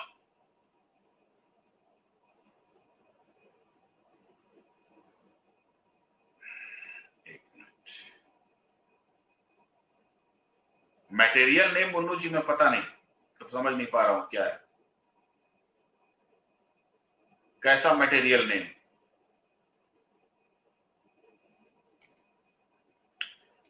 चलिए, इतने टॉपिक हैं हमारे, किसके, मेंस के हैं। शुरुआत हम करेंगे बायोटेक से, क्योंकि अभी रिसेंटली बायोलॉजी हम लोग फिनिश किए हैं, तो आसानी रहेगी। तो जो स्पेस टेक्नोलॉजी है, अब देखो मैं एक चीज और बता दे रहा हूं आपको, इस सभी टॉपिक में जो मेंस में आपके क्वेश्चन पूछे जाते हैं उसमें फर्स्ट प्रेफरेंस होता है आपका स्पेस, फर्स्ट प्रेफरेंस। ठीक, क्यों? क्योंकि भारत की यही एक ऐसी इंस्टीट्यूट है, यही एक ऐसी संस्था है जो सबसे ज्यादा ग्रोथ लेवल में चलती है। इंडियन स्पेस, इसरो नाम सुना होगा, सबसे ज्यादा। उसके बाद सेकेंड पोजीशन पे जो मेंस में क्वेश्चन आता है वो है आपका न्यूक्लियर एनर्जी, दूसरा। ठीक, फर्स्ट है स्पेस, दूसरा है न्यूक्लियर एनर्जी, देन तीसरे पोजीशन पे आपकी आती है बायोटेक। ठीक, आईपीआर से जो क्वेश्चन आता है, इंटेलेक्चुअल प्रॉपर्टी राइट से जो क्वेश्चन आते हैं वो आपके इकोनॉमिक्स से अटैच होके आते हैं। ठीक है ना, ये इकोनॉमिक्स से आपके अटैच होके आएंगे। हेल्थ के जितने भी क्वेश्चन आएंगे वो आपके सोशल इशू से अटैच होके आएंगे, प्योर साइंस में नहीं आएगा। मैं अभी बता दे रहा हूं आपको, मेंस में जो स्वास्थ्य से संबंधित क्वेश्चन आते हैं ये आपके सोशल इशू से अटैच होके आते हैं। क्लियर? और आईपीआर से जो क्वेश्चन आते हैं वो आपके इकोनॉमिक्स से अटैच होके आते हैं। ठीक, उसके बाद फिर मेंस में दूसरे, आप देखिएगा आपके सिलेबस में डिफेंस टेक्नोलॉजी मेंशन नहीं है। आप मेंस का सिलेबस देखिएगा उसमें डिफेंस टेक्नोलॉजी नहीं है, लेकिन मिसाइल प्रौद्योगिकी से क्वेश्चन आपके आते हैं। ये तो मेंस का क्राइटेरिया है। अगर हम प्री की बात करें तो प्री में स्पेस टेक्नोलॉजी से 1 या 2 क्वेश्चन हर साल पूछा जाता है, हर साल। हेल्थ से 1 या 2 क्वेश्चन हर साल पूछे जाते हैं। जैसे अभी इस बार आईएस प्री में न्यूमोकोकल वैक्सीन से क्वेश्चन पूछा था, है ना, और उसके बाद स्पेस टेक से क्वेश्चन पूछा था, बायोटेक से क्वेश्चन पूछा था। तो बायोटेक से जो पोर्शन पूछा जाएगा वो डीएनए और आरएनए से रिलेट करके पूछा जाएगा। और इस साल मैं बोल रहा था नालायकों से, सॉरी बच्चों से मैं बोल रहा था कि कोरोना की बस बेसिक इंफॉर्मेशन ले लेना, कोरोना के बारे में बहुत ज्यादा मत पढ़ना। तो हमसे बोलने लगे कि अरे नहीं सर, कोरोना जानते हैं बहुत पेंडेमिक है, ये एग्जाम में आएगा, ऐसे आएगा वैसे आएगा। हमने कहा कि मत पढ़ना, बस बेसिक इंफॉर्मेशन ले लेना। और देखो कोरोना से नहीं पूछा, कोरोना से रिलेटेड दूसरे वायरस निमोनिया से पूछ दिया, और पूछा क्या, सीधे वैक्सीन के बारे में जो भारत बनाया। 370 लागू हुआ, मैं नालायकों से बोलता रहा कि बस इसको देख लेना, इस पे ज्यादा फोकस मत करना। और मेंस में क्वेश्चन कहां से आ गया, 35A पे आ गया। जो बहुत लाइमलाइट में रहता है यूपीएससी उससे क्वेश्चन पूछता है, लेकिन उसी से डायरेक्ट नहीं पूछेगा। अब इस बार कोरोना पे अटैक कर सकता है वो, लेकिन कोरोना से रिलेट करके क्वेश्चन जरूर पूछेगा। इसलिए 370 पे तो नहीं पूछा, 35A पे क्वेश्चन पूछ दिया मेंस ने। तो कई चीजों को हमको देखना पड़ता है, हमको उसके अकॉर्डिंग चलना पड़ेगा। जो बहुत ज्यादा लाइमलाइट में रहता है उससे क्वेश्चन यूपीएससी बनाता है, लेकिन उससे जो रिलेट करके रहता है उससे बनाता है, डायरेक्ट उस पर नहीं बनाता, क्योंकि उसको पता ही है कि ये सब चीजें इतनी तेजी में हो रही है तो आपको नॉलेज तो उसमें हो गए। लेकिन जो उससे रिलेटेड है उस पर टेस्टिंग करते हैं तुम्हारी, बस उसी में हो जाता है कि इतना हमने करंट पढ़ लिया, भगवान हमारा साथ नहीं दिया, दिन रात करंट पढ़ते रह गए, आया कुछ नहीं है। इसीलिए कहते हैं कि चीजों को आप वॉच करते रहो, आप देखते रहो। केवल 10 साल भी नहीं, 5 साल यूपीएससी के क्वेश्चन पेपर को, चाहे प्री को हो चाहे मेंस का हो, अच्छे से आप रीड कर लो, अच्छे से रीड कर लो और उसके कॉन्सेप्ट को पकड़ लो, तुम्हारा काम हो जाएगा, है ना। ये टीचर नहीं बताएगा, तुम्हें खुद करना पड़ेगा। बताने को तो मैं 2 मिनट में बता दूंगा, लेकिन जो काम तुम खुद करोगे ना उसमें महारत हासिल होती है आपकी, है ना। कभी लाइफ में देखो, किसी चीज को अगर आप ढूंढते हो, खोजते हो और बहुत परेशान रहते हो, और एक दिन परेशान हुआ, 4 घंटे 5 घंटे परेशान हुआ, लेकिन अगर वो चीज मिल जाती है तो आपके थ्रू ऑफ लाइफ आपके दिमाग में बैठ जाती है, कभी गायब नहीं होती, कोई भी चीज हो, है? तो उसी तरीके से चीजों को आप ढूंढोगे तो खुद आपको मिल जाएगी, थोड़ी सी कोशिश करोगे हो जाएगा, क्योंकि आईएएस बनना है तुमको अपनी कोशिश से, हमारी कोशिश से नहीं बनना है, ठीक है? तो टेक्नोलॉजी में इतने चीजों का हम डिस्कस करेंगे। चलिए शुरू करते हैं। पहली ही चीज बायोटेक्नोलॉजी से, जैव प्रौद्योगिकी। तो जैव प्रौद्योगिकी क्या है? देखो इसमें दो चीजें जुड़ी हुई है। बायो, बायो का मतलब लाइफ, लाइफ का मतलब जीवन, और जीवन का सीधा सा मतलब जीवधारी, यही हुआ। अब टेक्नोलॉजी, टेक्नोलॉजी का मतलब इंजीनियरिंग, यही हो गया। इसको हम यांत्रिकी भी बोलते हैं, अगर शब्दों का विच्छेद करें तो यही होगा, ठीक है? तो सिंपल सा डिफिनीशन होता है जैव प्रौद्योगिकी का कि जीवों में फेरबदल करके, जीवों में, और जीवों में किस चीज का फेरबदल करेंगे? डीएनए का, ठीक? तो किसी भी जीव के में जो उनका मेन कैरेक्टर होता है वो किस में होता है? उनके डीएनए में होता है। तो अगर जीवों के डीएनए में हम किसी भी तरीके से फेरबदल करके हम अपने लायक कुछ भी अगर उत्पादों का उत्पादन करें तो वही प्रक्रिया हमारी कहलाती है जैव प्रौद्योगिकी, ठीक है? 1920 में सबसे पहले 1920 में आपके ब्रिटेन का लीड्स नगर है, एक लीड्स के नगर पालिका में इस बायोटेक्नोलॉजी शब्द का सबसे पहली बार प्रयोग किया गया था हेल्डन के द्वारा, ठीक है? उनका एक सुझाव था, उन्होंने कहा था कि जो हम चीजों का निर्माण करते हैं तो किसी भी खाद्य पदार्थ या किसी भी चीज के निर्माण में हम रासायनिक पदार्थों का खतरा क्यों मोल लें, जबकि यही काम जीवाणु और कवक बखूबी कर सकते हैं। हेल्डन साहब ने बोला ये, वहीं से जैव प्रौद्योगिकी की नींव पड़ी, और हम तो कहते हैं कि जैव प्रौद्योगिकी की नींव डालने वाला ही भारत है। कोई भी तकनीकी हो, मुझे नहीं लगता यांत्रिकी का मतलब मैकेनिकल को, हाँ वही मैकेनिकल है, यांत्रिकी है, इंजीनियरिंग है, क्या सब तो लगभग एक ही हैं, मिलते जुलते नाम है। तो अब जो आपकी जैव तकनीकी है, अब जैसे आप देखिए कि बहुत सारी ऐसी तकनीकियां हैं जिनका हम यूज तो कर रहे हैं बट हमको पता नहीं है कि वास्तव में है क्या। और बड़ा एक अच्छा उदाहरण मैं आपको बता रहा हूं, दूध से दही बनाना हमारे देश में प्राचीन काल से चल रहा है कि नहीं? दूध से दही हम प्राचीन काल से बना रहे हैं, लेकिन हमको यह नहीं पता था कि ये बनता कैसे है। बस इतना पता था कि दूध में छाछ डाल दिया और दही बन गया। लेकिन मेन साइंटिफिक क्या था? कुछ भी नहीं पता था। और कैसे लोग कहते हैं कि फला तकनीकी का आविष्कार जो है उस देश में हुआ, उस देश में हुआ। जब दुनिया पढ़ना लिखना नहीं जानती थी, ब्रिटेन और अमेरिका के लोग नंगे घूमते थे, उस समय हमारे यहां तक्षशिला और नालंदा यूनिवर्सिटी थी।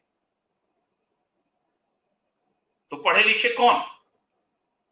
वो कि हम हमारे नॉलेज को चुरा कर ले गए और बोलते हैं कि हमने आज से 500 साल पहले गैलीलियो ने बताया कि बृहस्पति ग्रह घूम के चलता, और हमारे यहां 12,000 साल पहले बता दिया गया था कि बृहस्पति ग्रह परिक्रमा करके जब अपनी कक्षा में आता है तो महाकुंभ लगता है।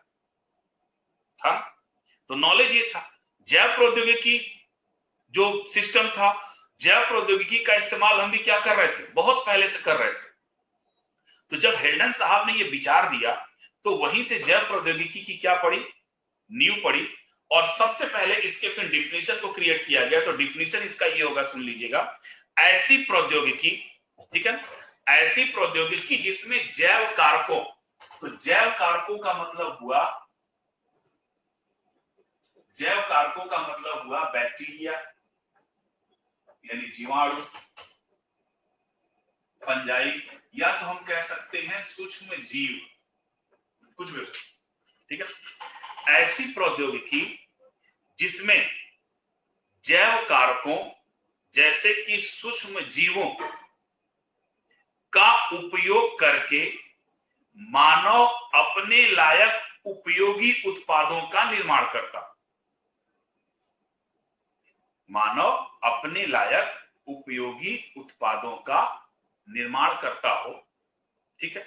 तो यही प्रक्रिया कहलाती है जैव प्रौद्योगिकी, ठीक है।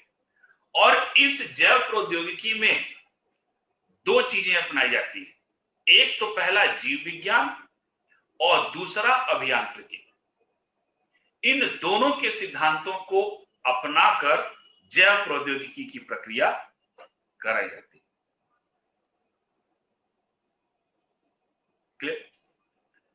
तो सिंपल सा इसका डिफिनेशन हो गया, मनुष्य अपने लायक उपयोगी उत्पादों के निर्माण में जो भी सूक्ष्म जीवों में फेरबदल करके बनाता है उसको, तो उस बनाने की प्रक्रिया में, उस बनाने की जो प्रक्रिया है वही तकनीकी कहलाती है। एक और एग्जांपल मैं बता दे रहा हूं, आप और अच्छे से समझ जाओगे, डिफिनेशन अपने आप क्रिएट कर दोगे।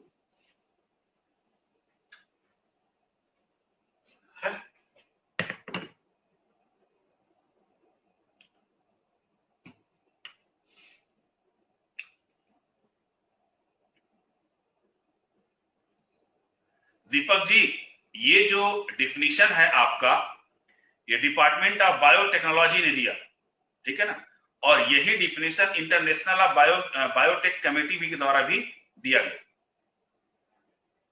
ठीक है। अब इतना मत घुसो कि डिफिनेशन किसने दिया, है ना। जैव प्रौद्योगिकी की नींव पड़ी थी ब्रिटेन में, और इसीलिए आज भी देखिए बायोटेक में ब्रिटेन बहुत आगे है। सबसे एक मैं एग्जांपल आपको दे बताता हूं, यहां पे आप तुरंत बायोटेक को समझ जाओ। एक देसी गाय और दूसरी क्या है, जर्सी। देखिए जैव प्रौद्योगिकी की प्रक्रिया कैसे कराई जाती है।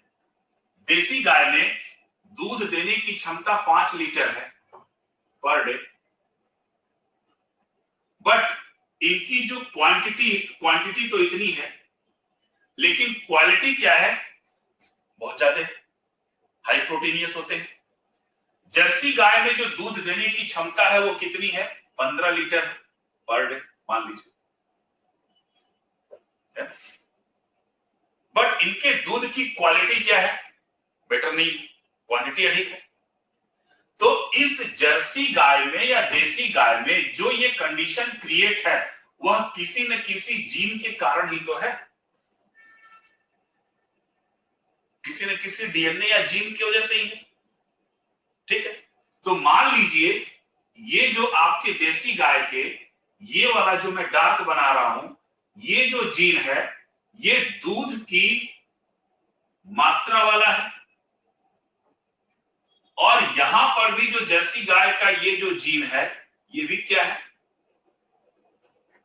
दूध की मात्रा वाला है। क्लियर? तो अब क्या करेंगे, अब यहां पे जैव प्रौद्योगिकी की प्रक्रिया अपनाएंगे, कोई भी ऐसी तकनीकी अपनाएंगे जिसकी वजह से इस जीन को यहां से हटा देंगे और इस दूध की मात्रा वाले जीन को रिप्लेस करके हम यहां अटैच करें।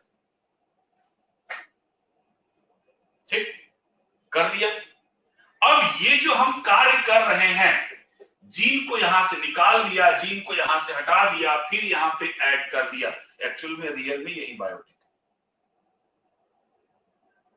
यही बायोटेक है। इसी को हम जेनेटिक इंजीनियरिंग भी बोलते हैं। अब इस गाय में 5 लीटर पर डे दूध जो क्वांटिटी वाली थी वो खत्म हो गई, अब कौन सी क्वांटिटी वाली आ गई, 15 लीटर वाली। तो ये जो देसी गाय अब दूध देगी, कितना देगी, 15 लीटर दूध देगी, है। इसी की जगह अब मान लो जीवाणु, सूक्ष्म जीव, तो सूक्ष्म जीवों के डीएनए में फेरबदल करके हम अपने लायक जो भी उत्पादों का निर्माण करते हैं, मान लो इकोलाई है, इस इकोलाई से हमने क्या प्राप्त किया? इंसुलिन, पहले बता चुका हूं। इस जीवाणु के डीएनए में जीन में फेरबदल करके हम अपने लायक उपयोगी उत्पादों मतलब इंसुलिन को प्राप्त किया। तो इस इंसुलिन को प्राप्त करने के लिए इस जीवाणुओं में जीन का जो भी फेरबदल हम कर रहे हैं, जीन को कहीं से निकाल रहे हैं, कहीं से डाल रहे हैं, कुछ भी कर रहे हैं, वही प्रक्रिया हमारी क्या कहलाती है? जैव प्रौद्योगिकी। क्लियर? अब तो डिफिनेशन क्लियर हो गया है। अब इस जैव प्रौद्योगिकी के यूज भी बहुत सारे सेक्टर में है, एक दो सेक्टर में नहीं है, बहुत सारे सेक्टर में है। और अगर हम बात करें अपने देश की, तो जो जैव प्रौद्योगिकी है एक ऐसी प्रौद्योगिकी है जो आपके क्षेत्र में, आपके देश में विषमता को दूर करती है। कोई भी ऐसी प्रौद्योगिकी जिसकी पहुंच आम मानव तक होती है, आम मानव तक होती है, वही प्रौद्योगिकी बेस्ट मानी जाती है। जैसे अगर हम बात करें 26 जनवरी 1950 के बाद संविधान के माध्यम से भारत में समता की लड़ाई शुरू हुई। क्लियर? पॉलिटी आप लोग पढ़ते होंगे, लेकिन इसमें व्यापक चुनौतियां भी मिल रही है। चुनौतियां मिल क्या रही है कि समता के बजाय व्यापक रूप से विषमता भी उत्पन्न होती जा रही है। और विषमता उत्पन्न होने से कंडीशन क्या हुआ कि एक ही देश में दो देश बन गए, एक भारत और एक इंडिया। बने कि नहीं? आप लोग देखते भी हो, जैसे आईटी, मान लो आईटी के क्षेत्र में भारत ने अंतरराष्ट्रीय स्तर पर अपने आप को स्थापित किया, इससे विषमता बढ़ी। ऐसे में बायो प्रौद्योगिकी एक ऐसी समावेशी तकनीकी बन जाती है, क्योंकि ये विषमता को क्या करती है? कम करती है। और ये जो तकनीकी है ये वंचित वर्ग, कमजोर वर्ग और दूर दराज के क्षेत्रों में रहने वाले लोगों के लिए एक व्यापक अवसर उत्पन्न करती है। इसीलिए जैव प्रौद्योगिकी को बहुत ही महत्वपूर्ण तकनीकी माना जाता है, विशेष तौर से भारत के संदर्भ में। ठीक है, तो ऐसा माना जाता है कि जहां, अच्छा अभी जैव प्रौद्योगिकी आपका चल रहा है, तो जैव प्रौद्योगिकी के लिए हमको चाहिए क्या? इसका आधार क्या हो सकता है? विभिन्न प्रकार के जीव जंतु, यानी जीव जंतुओं की जितनी अधिक वैरायटी होगी उतने ही अधिक प्रकार के हमको क्या मिलेंगे? डीएनए मिलेंगे। और उतने ही अधिक प्रकार से हम क्या कर सकते हैं? इसका एक्सपेरिमेंट कर सकते हैं। तो जैव प्रौद्योगिकी का आधार ही क्या है आपका? डीएनए, क्योंकि सारी की सारी प्रक्रियाएं किसमें होती हैं? डीएनए में होती हैं या फिर जीन में होती है। इस वजह से हमारा जो जैव प्रौद्योगिकी है ये एक तरीके से इमर्जिंग प्रौद्योगिकी इस समय हो रही है।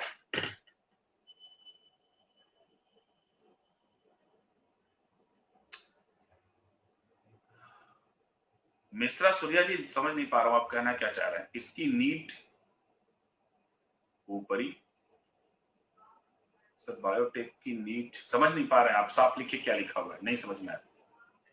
ठीक है, तो जैव प्रौद्योगिकी का डिफिनेशन, और भारत की 4 ऐसी संस्थाएं हैं, डिपार्टमेंट ऑफ बायोटेक्नोलॉजी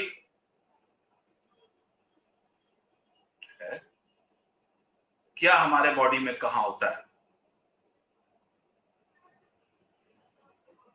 तो जैव प्रौद्योगिकी आपकी बॉडी में कहां होगा?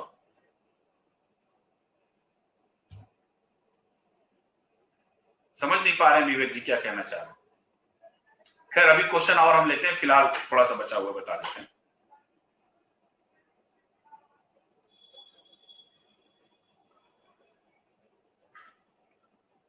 अरे विवेक जी, आपकी ये कौन सी क्लास है?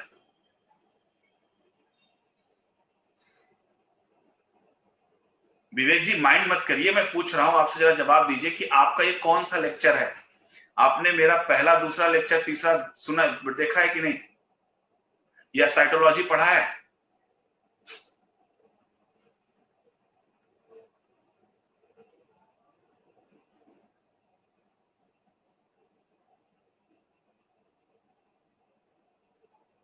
ज्योति जी सेकेंड है तकनीकी। डीएनए जो होता है हमारे हर एक कोशिका में होता है, हर एक कोशिका में डीएनए होता है। हाँ रितिका जी, बायो साइंस एंड टेक की जो बुक है मेल्स के लिए, वो आप स्पेक्ट्रम की साइंस एंड टेक्नोलॉजी ले लीजिएगा, ठीक है। स्पेक्ट्रम की आती है science and technology, the best book of science tech. उसमें आपको सारे चैप्टर मिल जाएंगे और इसके साथ साथ उस स्पेक्ट्रम में आपको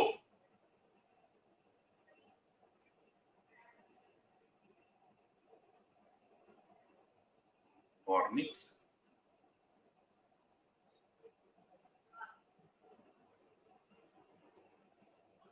स्पेक्ट्रम की आती है, ठीक है, साइंस एंड टेक्नोलॉजी। नहीं, इसके अलावा कुछ और नहीं पढ़ना है आपको, बस स्पेक्ट्रम की आप साइंस टेक पढ़िए, बाकी आप क्लास ले लीजिए और नोट्स कर लीजिए, आपका साइंस टेक तैयार हो जाएगा, ठीक। तो अब इसका जो बेस है, आधार है बायोटेक का, वो क्या है आपका? डीएनए है, इसको ध्यान रखे रहिएगा, ठीक है। और department of biotechnology, department of space, department of nuclear energy and department of nuclear weapons, 4 ऐसी संस्थाएं हैं। Department of biotechnology, department of space, department of nuclear energy और डिपार्टमेंट ऑफ न्यूक्लियर वेपन्स। ये 4 ऐसे क्षेत्र हैं, 4 ऐसी संस्थाएं हैं जिसका सुप्रीम आपके देश के प्राइम मिनिस्टर होते हैं, जिसके अध्यक्ष प्राइम मिनिस्टर होते हैं, ठीक है। इसी वजह से ये सीधे प्राइम मिनिस्टर की निगरानी में काम किया जाता है। इसी वजह से इन चारों क्षेत्रों में किसी भी प्रकार के भ्रष्टाचार की संभावनाएं नहीं होती हैं, क्योंकि उनके जो टेक्नीशियन होते हैं, उनके जो कर्मचारी होते हैं, वो सीधे प्राइम मिनिस्टर को रिपोर्ट करते हैं, न कि स्टेट लेवल के छुटभैया नेताओं को, है ना। इसी वजह से इन सब क्षेत्रों में भ्रष्टाचार होने की संभावनाएं लगभग नहीं के बराबर होती है, ठीक है। तो बायोटेक को हम लोग कल कंटिन्यू करेंगे। कल का हमारा टॉपिक रहेगा क्लासिफिकेशन ऑफ बायोटेक्नोलॉजी। हाँ दीपक जी लिख लीजिएगा, department of biotechnology, department of space, department of nuclear energy और डिपार्टमेंट ऑफ न्यूक्लियर वेपन्स।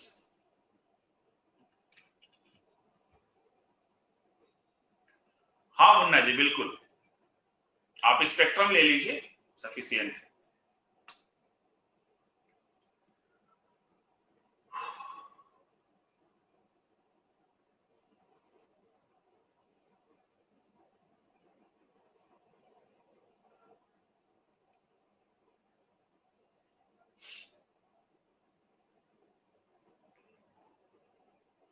अभी तो दूसरी भी क्लास होगी आप लोगों की।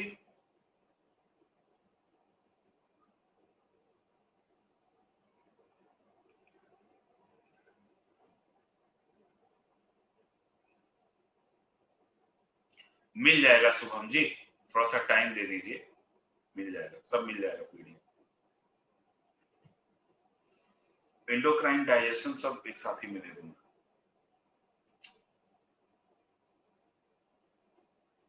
हाँ बिल्कुल, मेंस के लिए, मेंस के पर्पज से ही ये बुक लिखी गई है।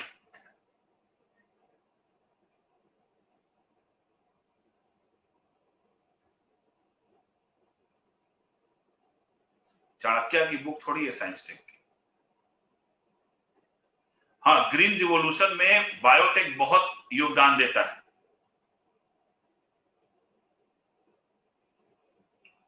बिलीरुबिन की मात्रा बढ़ जाती है और जब वो फैट का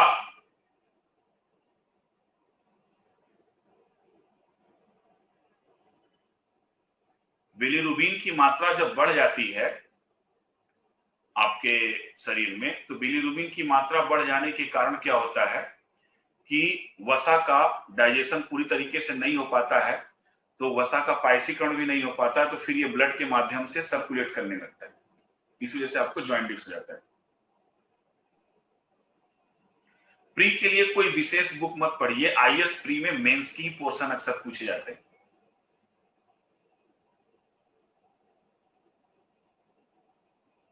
हाँ, लेटेस्ट 2020 का देख लीजिएगा, स्पेक्ट्रम का नया वाला लीजिएगा, पुराना वाला मत लीजिए।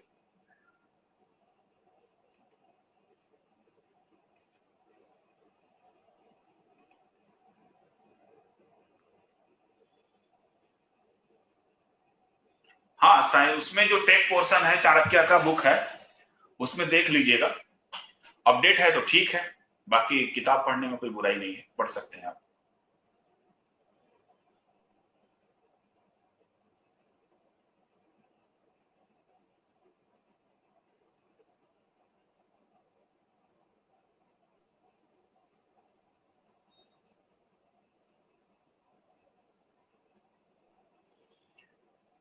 खराटा लेने में कोई प्रॉब्लम नहीं है, लेकिन खराटा लेने से खराटा तभी आता है जब हमारे नाक की जब गैस भी बनने लगती है, तब भी डाइजेशन प्रक्रिया सही नहीं चलती है, तब भी, या फिर जो नेजल चैम्बर के बोन्स होते हैं वो बढ़ जाते हैं, तब भी होते हैं खराटा। देखना पड़ता है कि किस वजह से हो रहा है। प्री के लिए केवल बायो सेक्शन आप पढ़ लीजिएगा, उसके बाद फिर न्यूज़पेपर एनालिसिस करते रहिए, क्योंकि आईएएस प्री में टेक के पोर्शन के ज्यादा क्वेश्चन आते हैं। स्टेट लेवल के लिए बायो अच्छे से पढ़ते रहिए।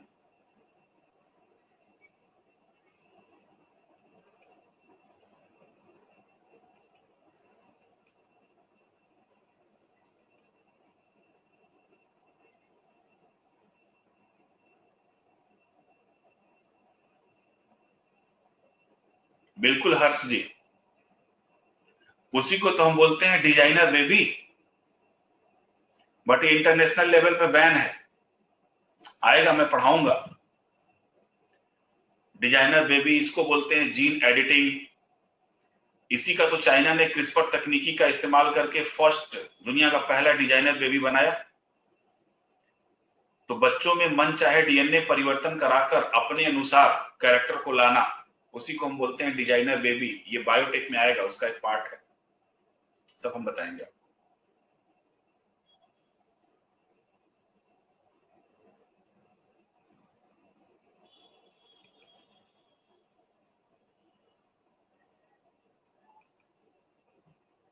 लगता है इसमें कुछ पुराने बच्चे भी हैं।